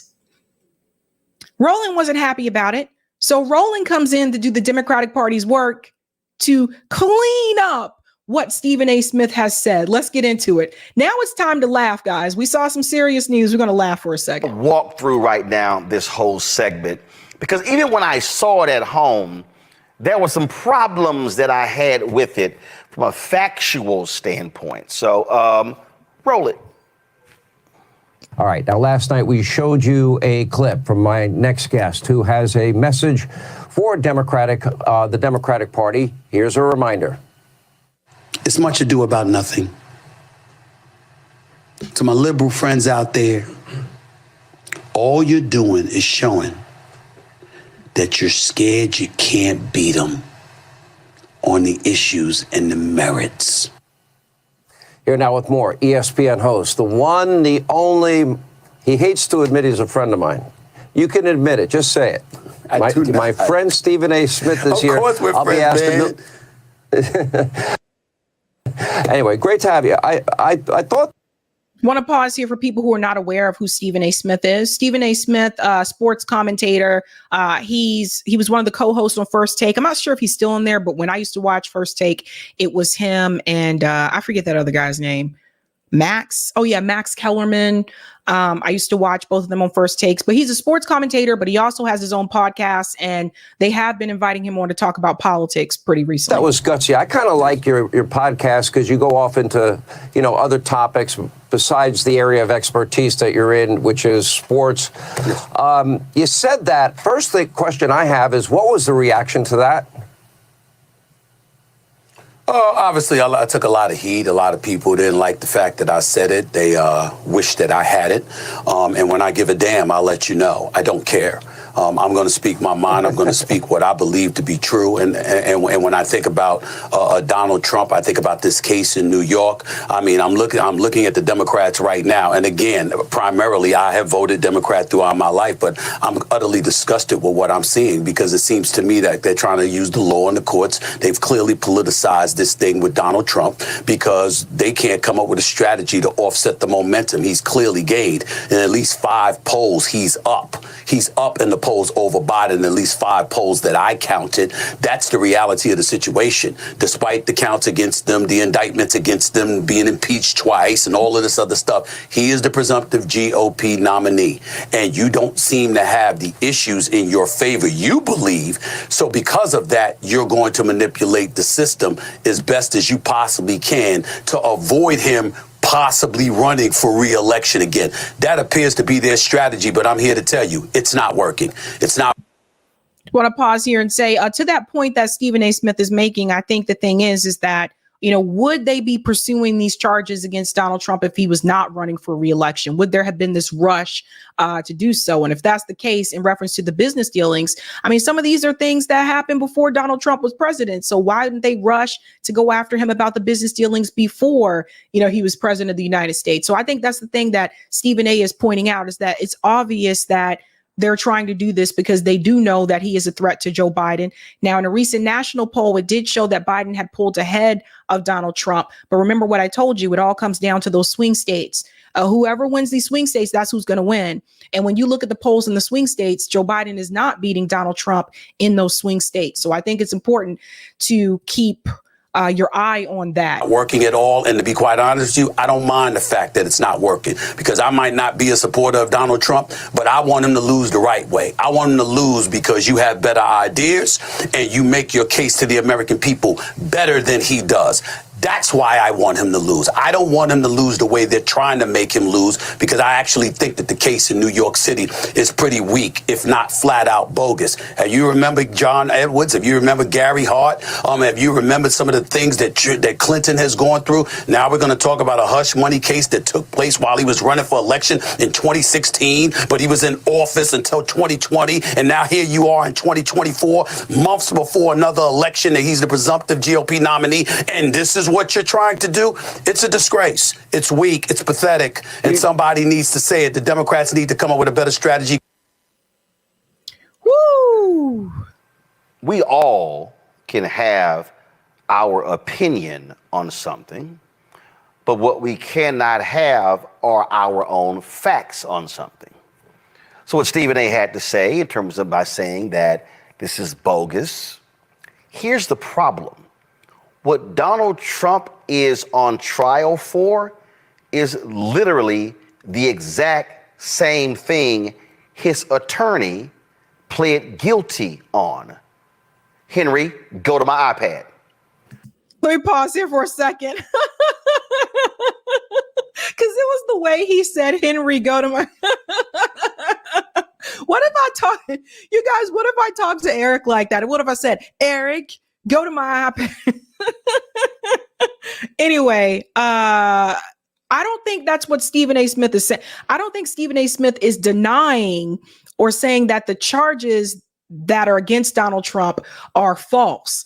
I think when Stephen A. Smith said that it's bogus, he's talking about the timing of everything, which he explained earlier on. So yeah, the timing is suspect. Yeah, it is ridiculous. Stephen A. Smith isn't saying that Donald Trump is innocent. He's not saying that Donald Trump is guilty. But when you you look at the timeline and you look at how things have played out and you look at the fact that he's also running for re-election, yeah, it's ridiculous.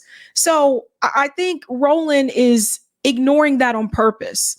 Go to my iPad, Henry. This is a press release from August 21st, 2018, from the Department of Justice, from the U.S. Attorney's Office, the Southern District of New York.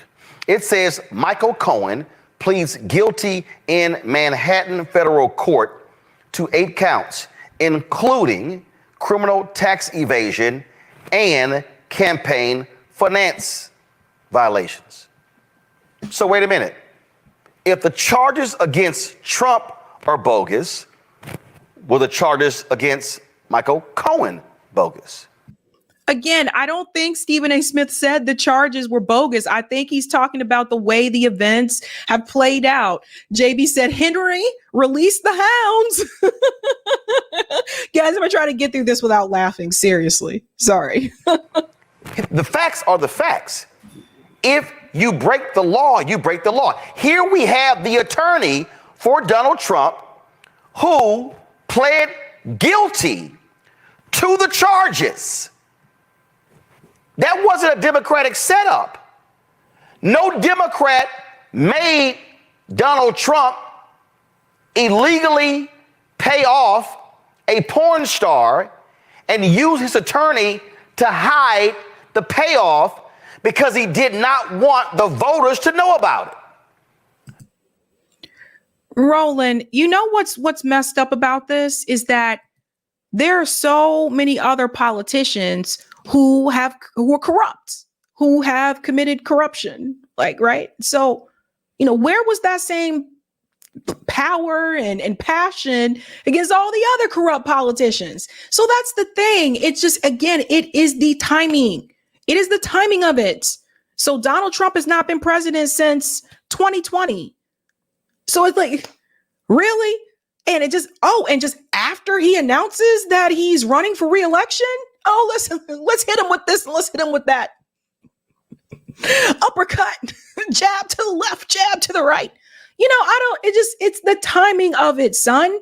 So what Stephen A. Smith is saying is that if you are going to win the right way. Don't beat Donald Trump by bringing all these charges against him, which we want to talk about charges. We got Joe Biden's name attached to Hunter Biden's business dealings in Ukraine with Burisma. A lot of these politicians are corrupt. So if you're going to try to take Donald Trump down, why aren't you trying to take all the other politicians down as well? Oh, I forgot, they're not running for president. Let me remind Stephen A. and Sean Hannity. This happened before the election because Trump did not want the world to know that he paid off a porn star. This is called a fact. So it's hard to call Trump's trial bogus when it's literally the exact same charges that his own lawyer faced that he pled guilty to. So I guess in that case, then Roland Martin would support charges towards Joe Biden or the Congress actually being willing to let Tara Reade testify in reference to Joe Biden, right? Is Joe Biden still accused of sexual assault? So I'm sure you would support that too, Roland, or do you only support it when it's a member of the opposite party? This is what drives me crazy with partisan politics. Because at the end of the day, people end up supporting their own party just because, even when it's clear that you win the fucking wrong. That's what I have a problem with. This is not a question of they're trying to get Trump. They got Cohen, and he pled guilty to the exact same thing. Now, when Stephen A. was talking there, he mentioned several people. He mentioned John Edwards, and he mentioned Bill Clinton.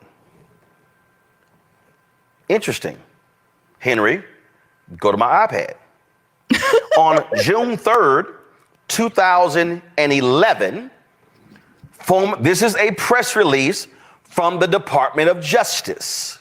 Former Senate and presidential candidate John Edwards charged for alleged role in scheme to violate federal campaign finance laws. And just FYI, okay, so we do have to remember John Edwards was not running for president at that point in time. John Edwards didn't run for president in 2011. John Edwards ran with, I'm trying to remember, was it Kerry? Was he running with Kerry? Anyway, it was to challenge George W. Bush, right? So he wasn't running in 2011. From what I remember, tell me if no, because he would have been primary challenging Barack Obama. But no. So I think the difference is that he's trying to make is that, again, Donald Trump is running for election of president of the United States, technically kind of re-election because he's already been president, but he's running for presidential election when they're bringing these charges up. Whereas when it comes to John Edwards, at that point in time, John Edwards was not running for president. Now, this was, of course, after the fact.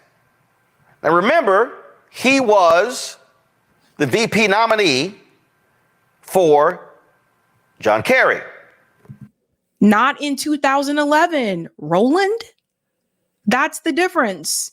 He was not the VP nominee for John Kerry in 2011. That election had already happened. It's just like, I don't know, man. He was charged 2011. He, of course, was a former United States Senator. Was this Republicans going after a Democrat, John Edwards, in order to keep a Democrat out of the White House? No, you phony? Like,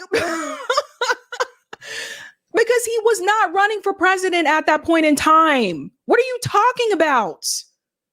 Did you look at the date of the article, 2011?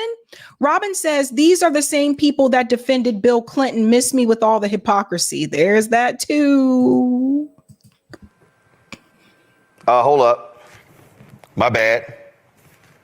The date here says Friday, June 3rd, 2011. Oh, a Democrat was in the White House. Oh, I'm sorry. Was Obama president?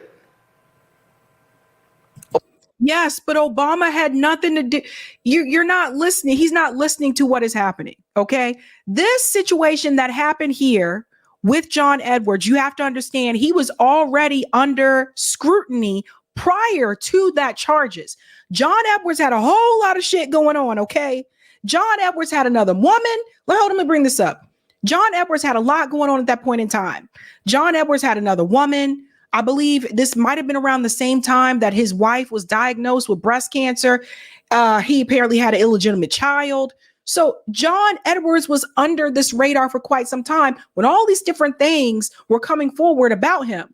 So when they finally charged him, it wasn't just in reference to campaign finance laws. They were already tracking John Edwards for all the other things that he had been caught with at that point in time.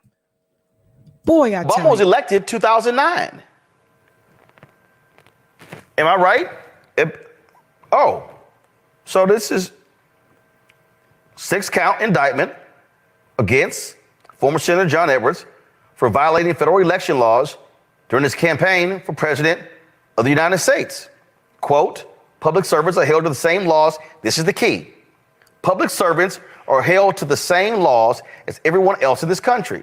The position sought does not exempt anyone, even those running for president of the United States. See, here's the problem here. Because when I saw the segment, and then when I hear these conservatives, what they're suggesting is going after Donald Trump is just so wrong. But if you don't do wrong shit, they don't go after you. Has anyone bothered to remember that there's a reason why he is the first former president to ever be indicted after serving? Doesn't mean there weren't other ones that didn't need to be indicted after serving. So your point is mute again, Roland. They made it very clear, and Democrat actors made it very clear that they were going to do everything that they could to prevent former President Trump from becoming president again. They made this very clear on mainstream media, dude. Like, come on. Again, the timing is very obvious, but we know what Roland Martin is here to do. Roland Martin is paid to run cover for the Democratic Party. He's here to make sure that people go along with Joe Biden, even though we know Joe Biden is weak and that Joe Biden is not good economically for this country. He has not been doing a good job for us economically, and people are complaining about this a lot, right? But Roland Martin's job, again, coming from mainstream media, this is where I see similarities with him and Cenk Uygur. Both of them came from mainstream media defending the Democrats, right? And then they come over to YouTube and they're supposed to be independent and all that stuff, but they're still defending the Democratic Party. Like, yeah, they'll give criticisms here and there, but they're still going to tell you to support these people. This is what they're paid to do. Because he did wrong shit. Now, Stephen A. also mentioned, well, he did these things before he won, and they waited all this time.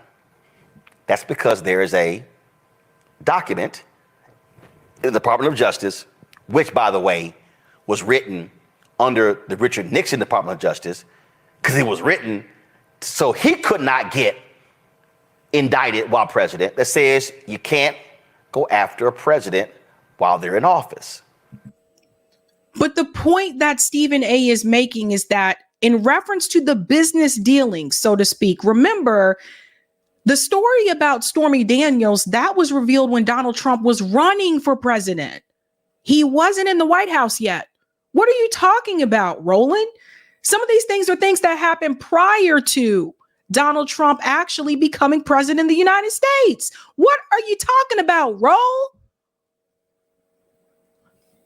I mean, don't be so quick. I don't agree with Stephen A. Smith all the time, but don't be so quick to defend Joe Biden that you come out here trying to, basically throw Stephen A. Smith under the bus to carry water for Biden. That's actually a DOJ letter. That's actually not a ruling from a judge. That's not a ruling from the Supreme Court. That's not a law from Congress. That is a memo written under the Nixon Department of Justice. These folks are facts. That's the case. Now, the actions of Trump took place before. Guess what? Can't go after him while he's president. You pursue the charges afterwards because he no longer has immunity from prosecution. So that's actually why you waited. And then when we talk about these cases against Donald Trump, when we look at these 4 indictments, okay, you got the hush money. You got that one. And then, of course, you have the federal indictments on classified documents in Florida. Why is that important? Are we really bringing up the classified document story when Joe Biden was also caught with classified documents when he was vice president? He's been caught with these documents as of last year. They found documents at one of his homes in Delaware. Is this the best example for you to bring up at this point in time, Roland? Probably not, because all that shows is, again, similarities between Trump and Biden. That's important because let's remember, the Library of Congress kept asking Trump, the archives, can you turn the documents in? Can you turn them in? He wouldn't turn them in. Can you please turn the documents in? He wouldn't turn them in. Can you turn the documents in? He wouldn't turn them in. Can you turn the documents in? He wouldn't turn them in. The lawyers were negotiating with his lawyers for a very long time. He told his lawyers what he didn't have. Then, of course, he said, oh, no, I didn't move documents, but he did. He wasn't the only person who was charged. What did he? So, Stephen A., Sean Hannity, why is that a case? Because he broke the law. Maybe not the best place to pause. So I take it that Roland Martin actually then supports Joe Biden being charged with the same situation for the classified documents that Joe Biden had. I mean, if we're being fair, Are we being fair? What's with the look on his face?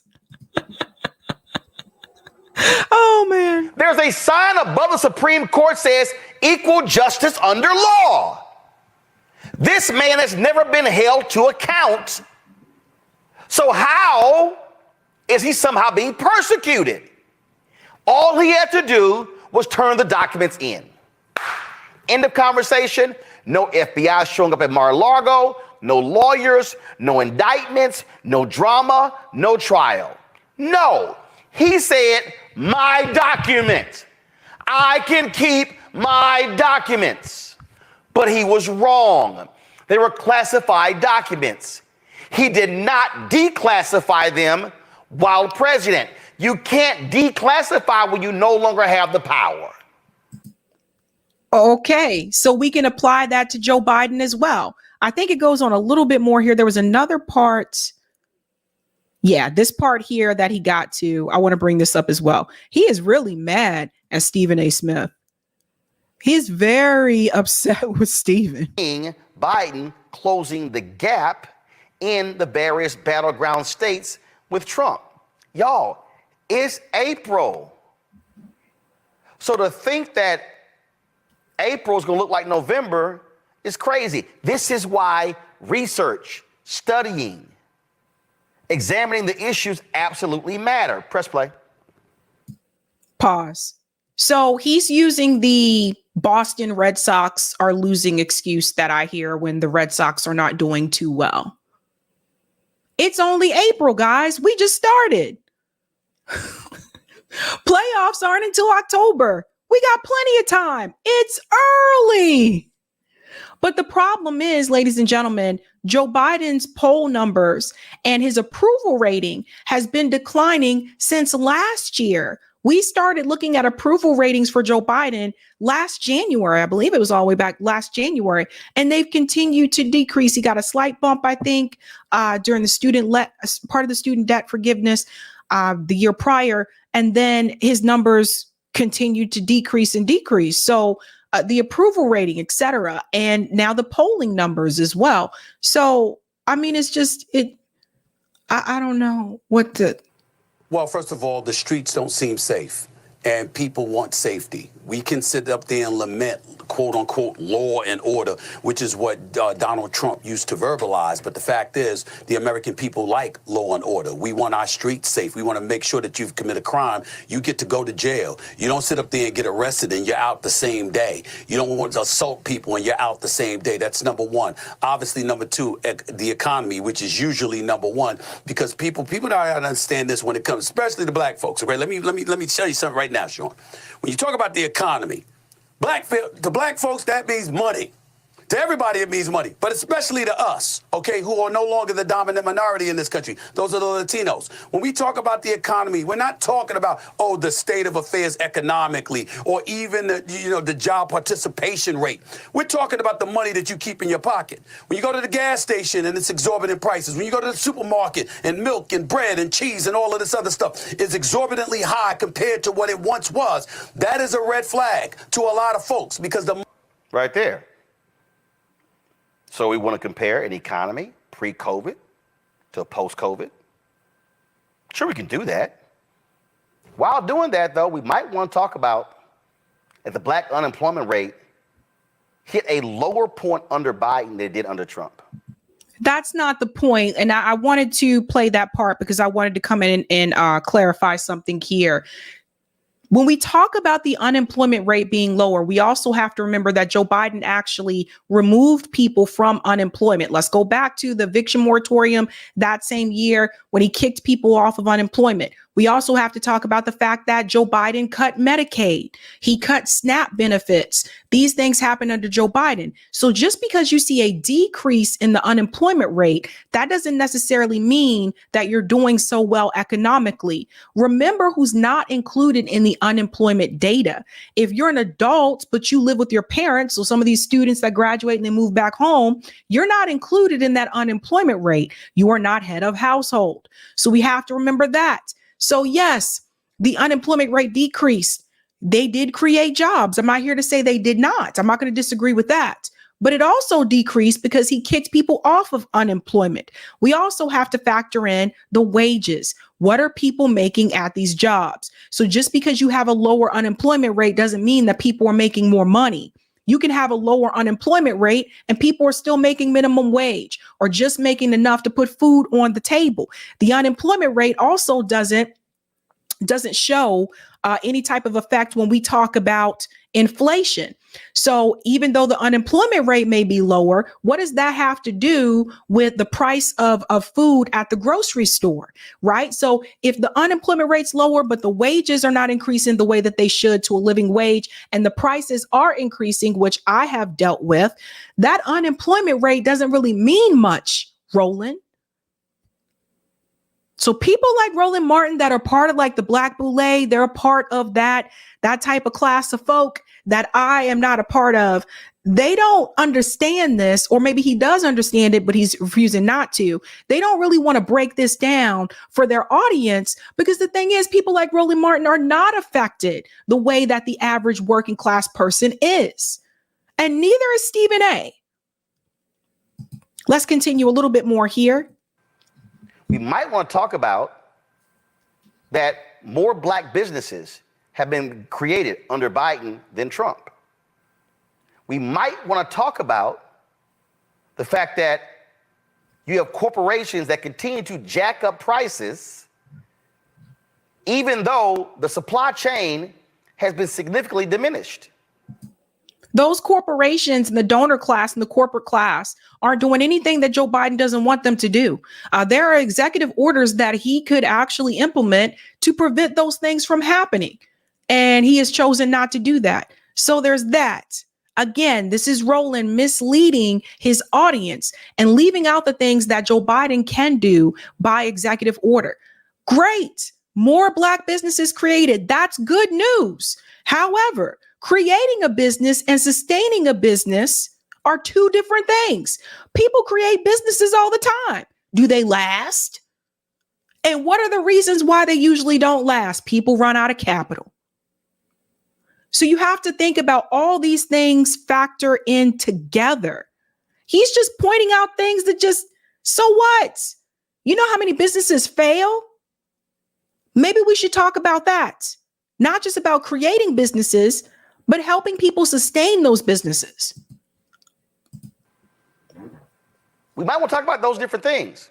But here's the deal. Even with all of that, the fact of the matter is, when you look at these numbers, and this right here was the Newsweek story that just dropped last week, Donald Trump's hopes of black support stung by a new poll. A new poll has suggested Donald Trump would not garner significant support from black voters in November election. Yes, but which we did not expect. I didn't expect him to get majority support from black voters, but you can't deny the fact that he has increased support from black voters than prior to 2020 and 2016. The numbers from black voter support for Donald Trump actually increased. Meanwhile, Joe Biden has been losing black voter support. So it's important that you tell the whole story. This is the Pew Research poll. It says 83% of black voters favor the Democratic Party, a 3% decline from 1994 when 86% aligned in this way. 12% support the Republican Party. This marks a 1% decline from 94 when 13% supported the party. Y'all, this is the... That's the party. So let me break this down. You see what he did? That was kind of sneaky. The last poll that I saw had Donald Trump at 20% support from black voters. He didn't have that in 2020. He didn't have that in 2016. Now, this poll that he's referring to refers to the Democratic Party and the Republican Party. There's a big difference between asking someone if they support a political party versus asking them if they support a certain politician. Because you could say you don't support the Republican Party, but if the poll says, do you support Donald Trump, you may actually answer differently. So that's not the same thing. We got to leave, Roland. We got to leave.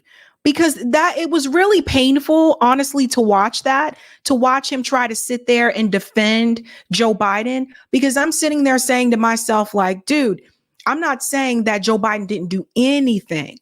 What I am saying, though, given the fact that he was entering that presidency during the height of a pandemic, he should have done more. And there were things that he could have done by executive order, and he decided not to. So it is what it is. But people like Roland, again, they're there to keep you supporting the Democratic Party. That's why so when someone like Stephen A. Smith goes on to Fox News and he says what he says, that's problematic for Roland Martin, because he's supposed to try to keep people in the Democratic Party. Right? He's supposed to try to keep people there. Let's go to some of the comments and then we'll go to final story here. Janine says, Roland has the older Black folks in a chokehold of his BS. I agree. Yeah. Yin Yang says, Roland is part of the Democrat plantation, literally. Dwad says, Stephen A. is on the halfway right side of history. IJS. Yeah. He's right on some things. Some things I'm like, what? Anna says, Garland looks better than Stephen. I don't know what that's about. Oh, you're talking about Garland Nixon. Interesting. Thank you, Troy. A better strategy, too late. What's done is done. Thank you, Stop Sniffing Kids. Paying off a porn star is not a crime. That was another thing that people were arguing as well. You may not agree with it, but is it illegal? Thank you, Derek, for the super chat. Boulay Martin, shout out to Phil Scott, is mad that Black people in mass are not doing what he says. Stephen A. is 100% right on this. Mm-hmm. Yeah, buddy. Thank you, Sparky. Great work, Sabby. By the way, you are beautiful. Oh, thank you. That's really sweet, Sparky. That's sweet.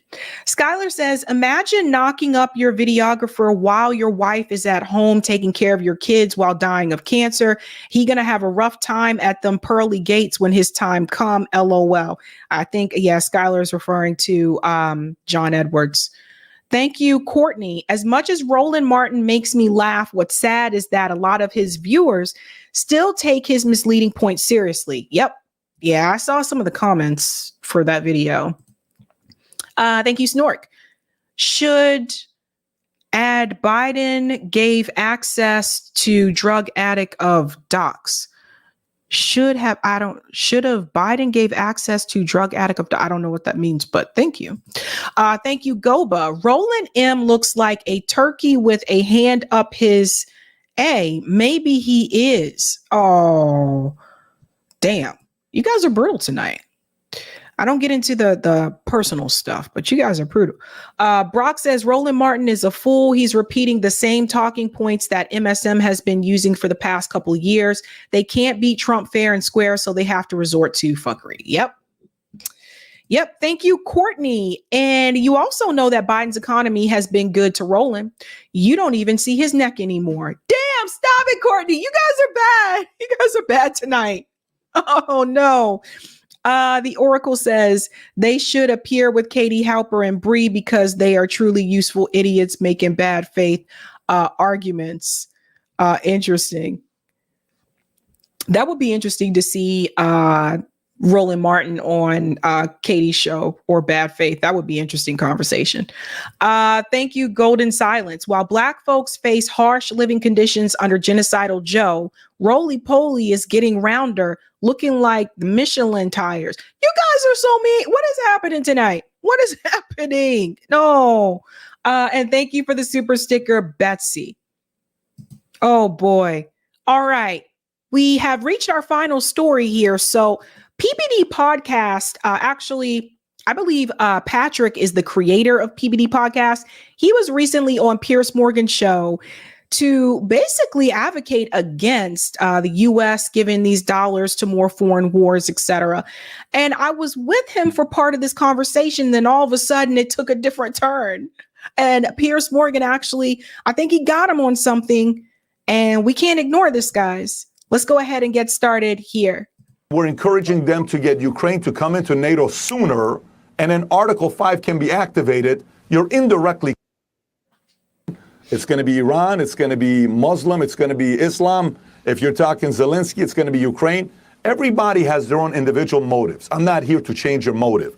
I'm here to look at the moves we're making. Is it healthy to lower the temperature or increase it? If us funding NATO and we're encouraging them to get Ukraine to come into NATO sooner, and then Article 5 can be activated, you're indirectly causing a World War III with Russia. You don't have to do that. And you made a promise to Russia for many, many years. We are not going to have NATO recruit Ukraine, and now you're open to the idea. You're just poking the bear. So what do you think he's going to be doing? You're not. We've made promises to a lot of people. We've made promises to a lot of countries. It's true. Like, it's just, so he's bringing up the fact that, yes, our government, most of our politicians will call out Russia for invading Ukraine, but they'll leave out the fact that Russia was provoked, right? And they were provoked by NATO. Dealing with a lightweight guy that's just going to sit there and say, okay, NATO, okay, America, you are the ruler, you're the king, I'll listen to you. We're not even oblivious to think we're not instigating, we're not poking. Now, let's go to Zelensky. What's Zelensky's fear right now? I don't know if you saw what Zelensky did about 4 weeks ago. Again, strategic move. He fears Trump's going to get elected. So what does he do? He goes and tries to negotiate a $100 billion amount of financing that he can get no matter who gets elected to president. What a brilliant move for him to make, that regardless of who becomes president, the U.S. government should still give him $100 billion if this war continues. Well, guess what? In insurance business, that's called an irrevocable life insurance trust, which means when you get married to a wife and you buy her a life insurance policy and she says, I want you to give me a $10 million insurance policy that even if you get a new wife or a new girlfriend, you can never change the beneficiary on that. And you do that for the wife to know that you're going to take care of me. Okay, no problem. It's called an ILET. This is your $5 million, your $10 million. Zelensky got an ILET of $100 billion, give and take. Credit to him. I think America's a little bit naive for allowing this beggar, the greatest fundraiser of all time, to keep asking money from us. And here we are in the state of California and America. You've been to California. You got a place in California. They can't track $24 billion of money that they raised from taxpayers to fix the homelessness problem. Their accountants like, we don't know where the money went. And all we needed was $5 to $20 billion to build a border. America has zero credibility to send all this money they're sending to Ukraine while we are in shambles right now here in America. They have no moral authority to be so concerned about other countries and not America themselves. But let me pause here for a second, because I totally hear where he's coming from. But here's the piece that's missing from this conversation. Why is that, though, Patrick? Because what's not being called out is the fact that the politicians are bought and paid for, that a lot of the politicians are corrupt, that the moment that they became a congressman or a senator, they basically decided to sell their soul to the Israeli lobby, the military industrial complex, and Wall Street. Now, that's the piece that I think is important to bring to this conversation. And oftentimes when I see people have these discussions on Piers Morgan's show, they don't bring up that part. They don't mention corruption. They don't mention the money. They're not following the money trail. They leave that piece out. And I think, I think these people are intelligent enough to know that that's how it works. I don't think that Patrick isn't aware of this. I think he's very much aware. So why do they leave that out? Hold on to that question and you'll find out why. It's frustration many Americans are going through right now. But my response to that would be America has plenty money to deal with more than one thing at one time. There's no reason actually why there wasn't a concerted joint political will. And that's why I find this impasse in Congress so depressing. If they just came together and thought, actually, there are various things going on here which need America's help. One is on our own border, which is clearly an existential threat to safety of people who live anywhere near it. And we need to fix that. We need to help Israel from this attack from Iran and the fallout from that, which is obviously what America's already done. But we should commit more to helping Israel, which is America's great ally. And they should also be able to say, actually, regardless of the build-up, and I hear your argument about NATO encroachment and so on, which is the kind of thing Putin would say. That's his justification. He has said that. But ultimately, Vladimir Putin, 2 years ago, invaded a sovereign democratic European country. and has murdered a lot of people. And he wants to take that land. And I just cannot believe I'm living in an era where particularly a number of people on the conservative right in America seem quite relaxed about that and seem almost to want to find excuses for Putin. Yeah, well, you know, we kind of pushed him. You know, I'm not saying everything you just said, but because I pause here, Piers, for just a second. No, it's not that we kind of pushed him. NATO did push this. There was a coup. Like, there's a whole timeline for this. There's no you don't kind of push someone into war. You know, this is something that Russia has explained multiple times, is that for years they sat by while these things were happening. They wanted this to happen. NATO wanted this to happen. You know, we go back to the Nord Stream pipeline. We go back to the bridge. And I said it back then. Are people really sitting back and believing that Russia would just blow up their own pipeline? That didn't make any sense. But people did. People believing that Russia blew up their own bridge too. And it wasn't until that article came out from Seymour Hersh that people realized, oh, snap. Looks like it wasn't Russia at all. Why, think about it. Why would they do that? hear that argument. And historically, clearly, there was a fear by the Russians that NATO were trying to spread their wings a bit and bring in Ukraine and so on. I get that. But I don't think any of that justifies a brutal invasion of a sovereign democratic country. And I think if Putin's allowed to win here, then he will inevitably go after other countries. He'll want to expand his power base, and he will think that actually America blinked and that actually the West blinked. That's a NATO talking point, and that's also a CIA talking point. We have never, ever, ever heard Vladimir Putin say that he wants to go after other countries in Europe. This is a statement that has been perpetuated by mainstream media, by the CIA, and by the US government. I mean, let's be real here. We have never heard him say that. These are just statements that the US government is making up, that the State Department has made up. They don't have any proof of that. And then whatever the narrative is that comes from the State Department, you have to remember that mainstream media repeats the narrative that comes from the State Department. It's not like the people on CNN and MSNBC are out writing out their scripts or anything like that. They're looking at a teleprompter and they're just reading things that were already written for them. So it's for PIERS to sit there and repeat those same talking points. It just, whose control is he under? And I don't think that's what we should be doing with a Russian dictator. Back to you. Let me ask you a question, PIERS. So I'll give you said something earlier, you said with all the money America has, if you make $27,000 a year and you have $34,000 in credit card debt, okay? You have $27,000 in income. You have $34,000 of credit card debt. You think it's a good idea for you to go buy a $20,000 car? You think it's a good idea for you to go buy another watch? You think it's a good idea for you to go out there and keep investing into other people? Let's change the number so it's a little bit more real. Let's say you're making $270,000 a year.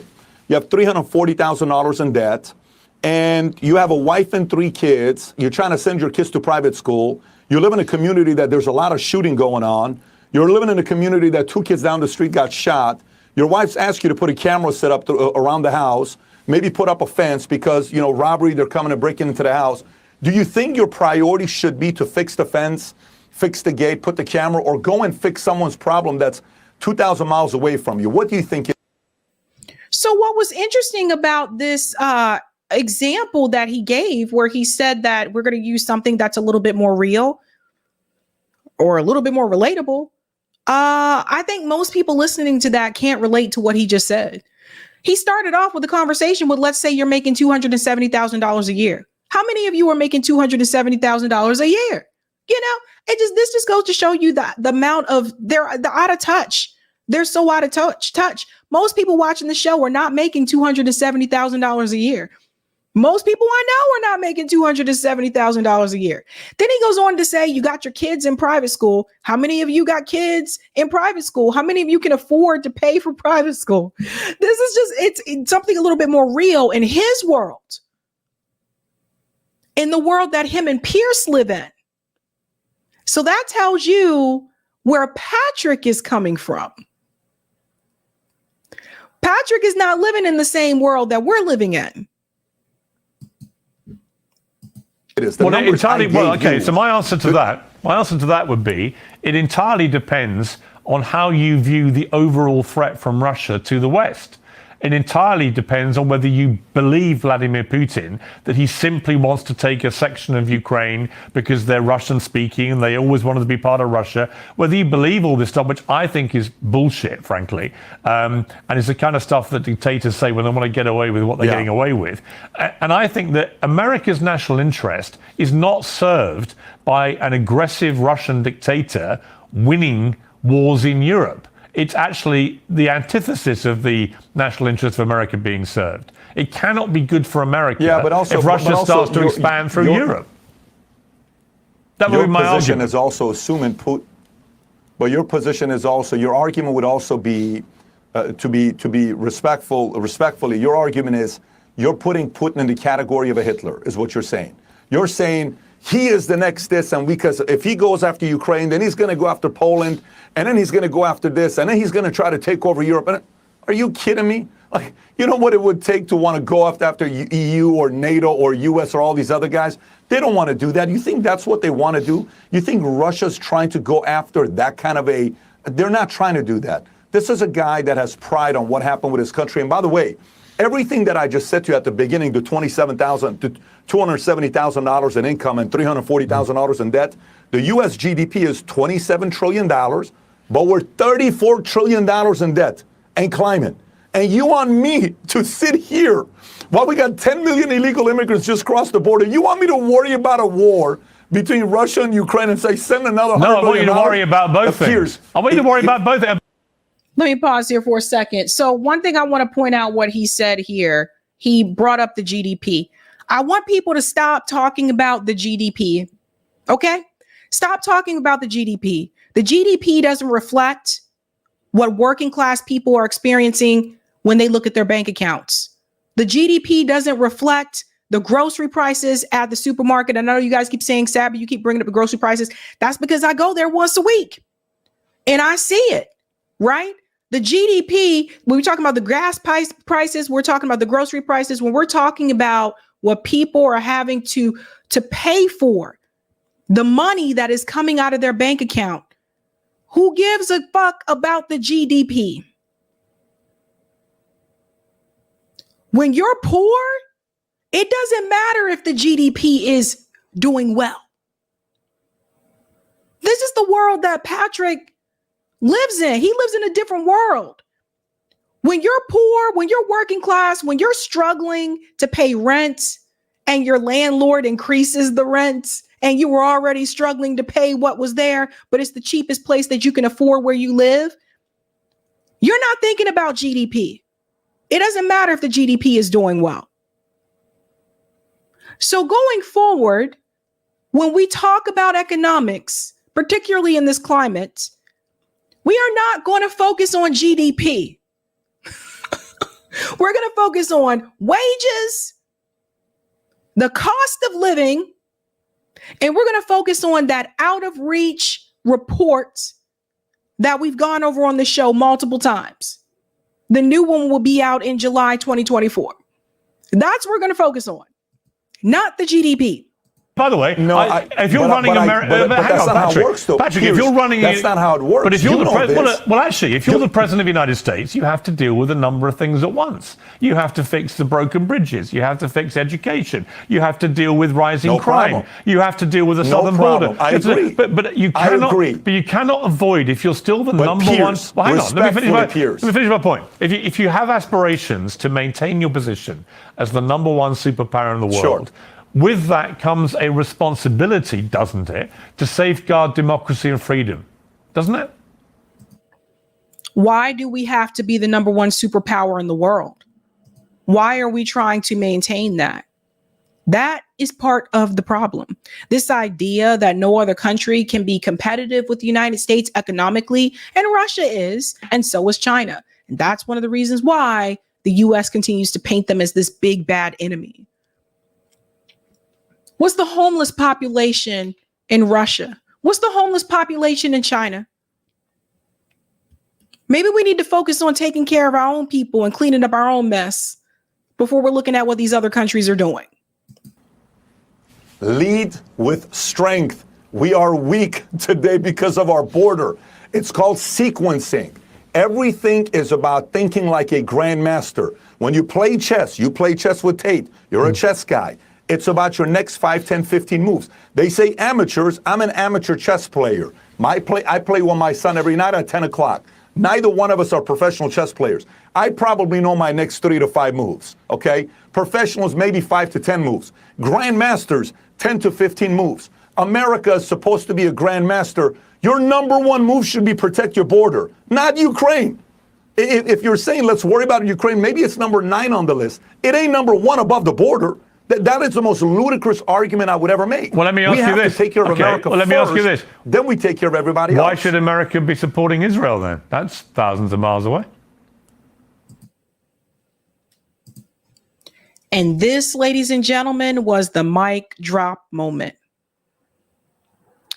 PIERS threw this back up in his face. So since we should not support the war in Ukraine, we should not be supporting Ukraine. Why are we supporting Israel? Now, I am not hypocritical on this issue because I don't support giving money to Ukraine and I don't support giving money to Israel. But how does Patrick feel about this when the country changes to Israel? Listen to this. How much money are we giving to Israel? Billions. How much money are we giving Israel? I'm curious. Go ahead. I'm curious. Go ahead. Are we sending troops over there? Are we sending missiles over there? No, but how much money are we giving to Israel? I know the dome we've given it since 1945. I think $10 billion we've given to them. $3 billion is towards the dome. Yeah. How much money are we giving them? So this part right here was very telling. We give Israel $3.8 billion a year. They have universal health care in Israel, free public colleges in Israel. While people here are taking out student loans, they can go to college in Israel for free. While you're struggling to pay for a medical bill or you just delivered a baby and you're trying to figure out how you're going to pay that high ass bill from the hospital, remember, they have universal health care in Israel. So it's interesting to me the number of discussions that he has had on PDP podcasts about Israel and Gaza. And all of a sudden, he seems to be unaware of how much money the U.S. government is giving Israel every year and other ways that the U.S. government has been taking care of Israel.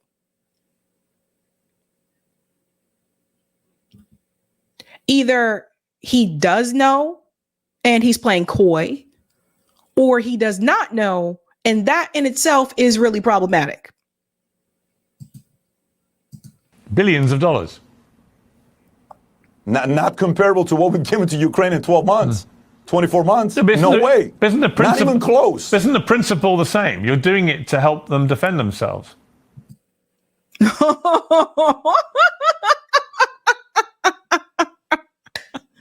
PIERS knew this was going to be a moment. Isn't the principle the same? No, it's not. The part with Israel is slightly different because it's both strategic, because there's only one country in Israel that has historically always been pro-America and has been an ally in the Middle East, and that's Israel. Iran's not been the case since the Shah, right? Saudi Arabia now with MBS, he's trying to work and make progress. So he exposed himself here, right? He says, well, no, it's not the same. No, it is the same. Either you support money going to fund these wars abroad or you don't. And this is the thing with people like Patrick and Marjorie Taylor Greene and Tulsi Gabbard and RFK Jr. They expose themselves when the country changed from Ukraine to Israel. Patrick knows what's up. 9 times out of 10, I'm willing to bet that Patrick has already knew, wait a minute, can't go there. I'm not going to criticize Israel. He knows what's up. Somebody, let's pull up some receipts. Who is funding PDP podcast? And maybe it is just Patrick. Maybe he invested in it himself. I don't know. Are there any donors connected to PDP podcast? And who are those donors? So he's trying to find a way to get himself out of this situation because Piers Morgan actually just exposed Patrick. To the point where Ronaldo, your friend, feels safe going out there with his family to play soccer there. These are good things that MBS and Saudi Arabia is doing. He's kind of doing what the Shah was doing back in the 50s, 60s, 70s. I like what he's doing with Saudi Arabia. But Israel, to us, a part of it is also loyalty due to our faith, where we need that country, especially what America was founded on, Judeo-Christian. That's a Pause. So now he's using the faith excuse. So that tells me that Zionists have already gotten to Patrick. Because the United States has separation of church and state. Now we're supposed to back Israel because of the faith component. How many of you watching practice Jewish faith? How many of you watching practice Christianity? How many of you watching are Buddhists? How many of you watching don't practice any type of religion at all? What is he talking about? Now all of a sudden we're supposed to support Israel because of a shared faith?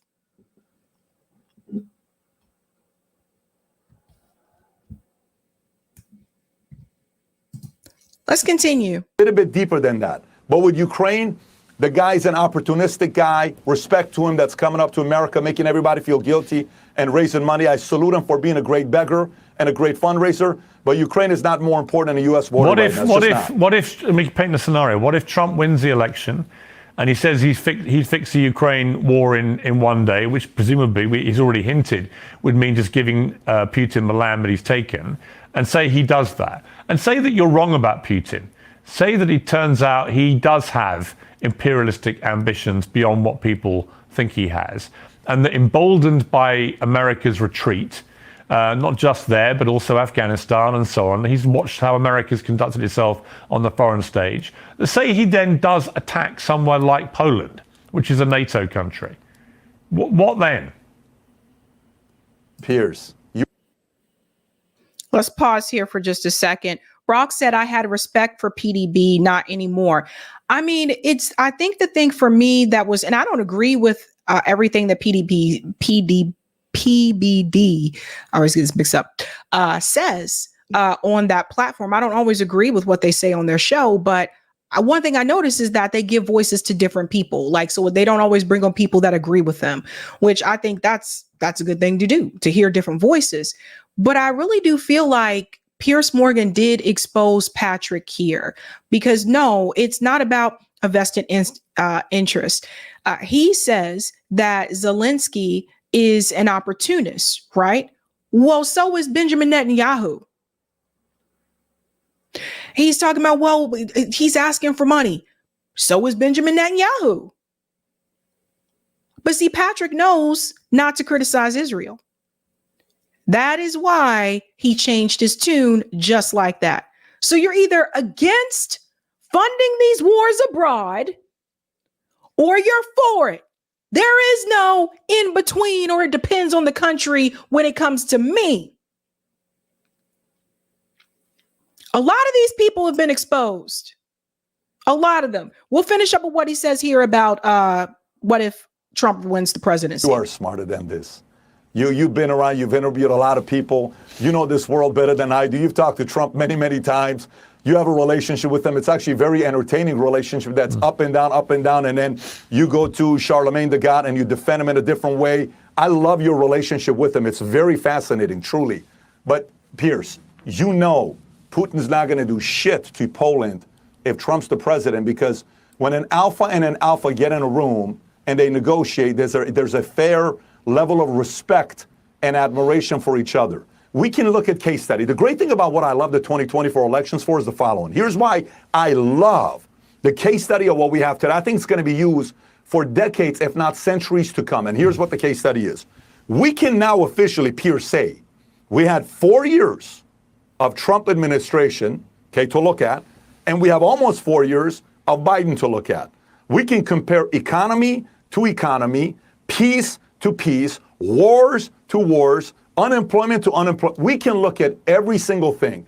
And there is zero proof from those who are skeptical on your end, worried about the fact that Putin's going to attack Poland, that Trump would allow something like that to happen, because it never happened under his regime during the 4 years that was there. We feared ISIS. When's the last time you used the word ISIS? We feared, this guy went after Qasem Soleimani, who was supposed to be the number 2, number 3 guy in the world in Iran, and potentially was going to run Iran. And he was a leader of all these guys behind closed doors, all these proxy wars. You killed that guy? That's kind of like in the mob family. You think about back in the days, you go and you kill Ben Siegel. You go kill, you know, the main guys. That you don't do something like that. He did. That's what Trump did. Audacity, risk at the highest level. You went after a guy like that? I did. Everyone in the marketplace says, okay, guess what? You ever seen the movie American Gangster? Yeah. And we're going to stop here because he goes off into a tangent, but it's obvious that Patrick hasn't been paying attention as much to foreign policy when he says, when's the last time you heard someone mention ISIS? Actually, that was rather recently when we talk about the attack that happened in Moscow at that theater. They blamed it on ISIS. They said that ISIS were the ones that were taking the credit for it. So I don't know what's going on with Patrick, but I will tell you this much. This has been a mask off moment for a lot of the people who said we should not be giving our money to Ukraine, but they're totally fine with us giving our money to Israel. When he says it has to deal with common interests, or we have shared interests when it comes to Israel, well, Ukraine seems to think that they have shared interests with the United States because they've asked to join NATO. So there are a lot of countries that may have shared interests with the United States. That doesn't mean we should be funding their wars and sending them weapons abroad. So all of a sudden, when it comes to Israel, all that stuff he said about the border, all of a sudden, when it comes to Israel, oh, no, don't worry about that. Don't worry about the border now. We go ahead and take care of Israel because we have shared interests. See how that goes? A lot of these people have been exposed. A lot of these people have been exposed. A lot of these people are afraid of the Zionists and what's going on. But you have to be consistent on this issue. And I am one of the people that I am looking for that. If I see that you are not being consistent on this issue, where if the country changes, all of a sudden you're totally fine with that foreign spending, you know, that's a problem for me. That's a problem for me. We're going to bring up the poll. You guys okay with me doing that? Bringing up the poll? Can we do that? Okay. Let's bring up that poll because I'm curious to see what people said. Somebody's watching me and I have no privacy. Oh, I always feel like somebody's watching me. Maybe it is just a dream. All right, here's the poll. Somebody's watching me. Maybe it is just a dream. All right, here's the poll. Sorry, guys. Eric's not here, so Eric usually does this for me. All right, let me scoot to the back. Okay, the poll. Do you approve of $95 billion aid package passed by the House? We have 1,721 votes. Oh, that number keeps changing, so I know what's happening. Oh, I have to vote? Oh, Eric didn't vote. So one of us got to vote to show the results. So I'm assuming Eric would say no. All right, so 3% of you said yes. Come back. Baby, come back. Every time you're gone away, I was wrong and I just can't live without you. 93% said no and 4% said not sure, I need to know more. Interesting. I wonder who the 3% that said yes. If you said yes, I wonder why you said yes. And feel free to tell me like in the comments why you said that. I'm just curious. But that's over 1,700 votes there. I know, Daniel, 3%. I don't know, but some people said yes. So I'm curious to know why they said that, right? Baby, come back. Every time you songs in my head. Guys, gotta let you know. Friday, 2 p.m. Eastern time, Scott Ritter will be here. We will be live. So Friday, I'm going live at 2 p.m. Eastern time, not 8 p.m. Eastern time. We'll probably try to do a quick call in after that segment if you guys are up for it. I can't do it tonight. I actually have 2 appearances tomorrow and also have training tomorrow as well. So I'm actually going to go on to Rachel Blevin's show. She's a journalist as well. I think we're recording there. And then there's also a professor actually from Canada who is going to interview me. Apparently he has shown some of my videos to his students. So we're going to have a discussion with him tomorrow as well. So yeah, so I have 2 appearances tomorrow, also have training. So that's why I'm not doing call in tonight. I still call in, but you guys know Zoom in or whatever. But yeah, so I'll be here Thursday evening, regular time, but Friday, 2 p.m. Eastern, because Scott Ritter's coming back. All right, guys, I have got to go. Baby, come back. Now that song's in my head. Oh, I didn't do the super chats. I'm so sorry. Thank you, Brock. Do you really believe Trump smashed a washed up porn star? He could have basically any woman he wants anywhere in the world. This accusation is bogus. Have you seen what Stormy Daniels looks like? Wasn't that years ago, though? People change. JB from Florida, PBD has only one religion and goal, and it's dollar signs. Interesting. Shout out to Joey Peltier. Member for 10 months said the bombing of the Nord Stream pipeline was the largest injection of carbon into the environment in the era of mankind. That is some type evil. F him. And thank you for the super chat, Brock. Nobody brings up the coup in 2014. Newland was the liaison and recommended Poroshenko and Yazynku, conveniently forgotten detail. It's a good point as well. JB says that debt is just the money in circulation. The U.S. federal government is a currency issuer. It can't go into debt if it makes its own money. MMT, guys. Thank you, the illustrative Carp. Debt is money. I'm the economy, not debt. And thank you, Courtney. Boys to Men, ABC, PBD, the Motown Family. As someone there who was a fan of the Boys to Men, BBD, ABC coalition there. I remember that. All right, guys, we are going to head out. I'm out of here, son. But I will see you Thursday evening. And remember, going forward, always take this with you. Remember what Queen said. Fat bottom girls make the rockin' world go round.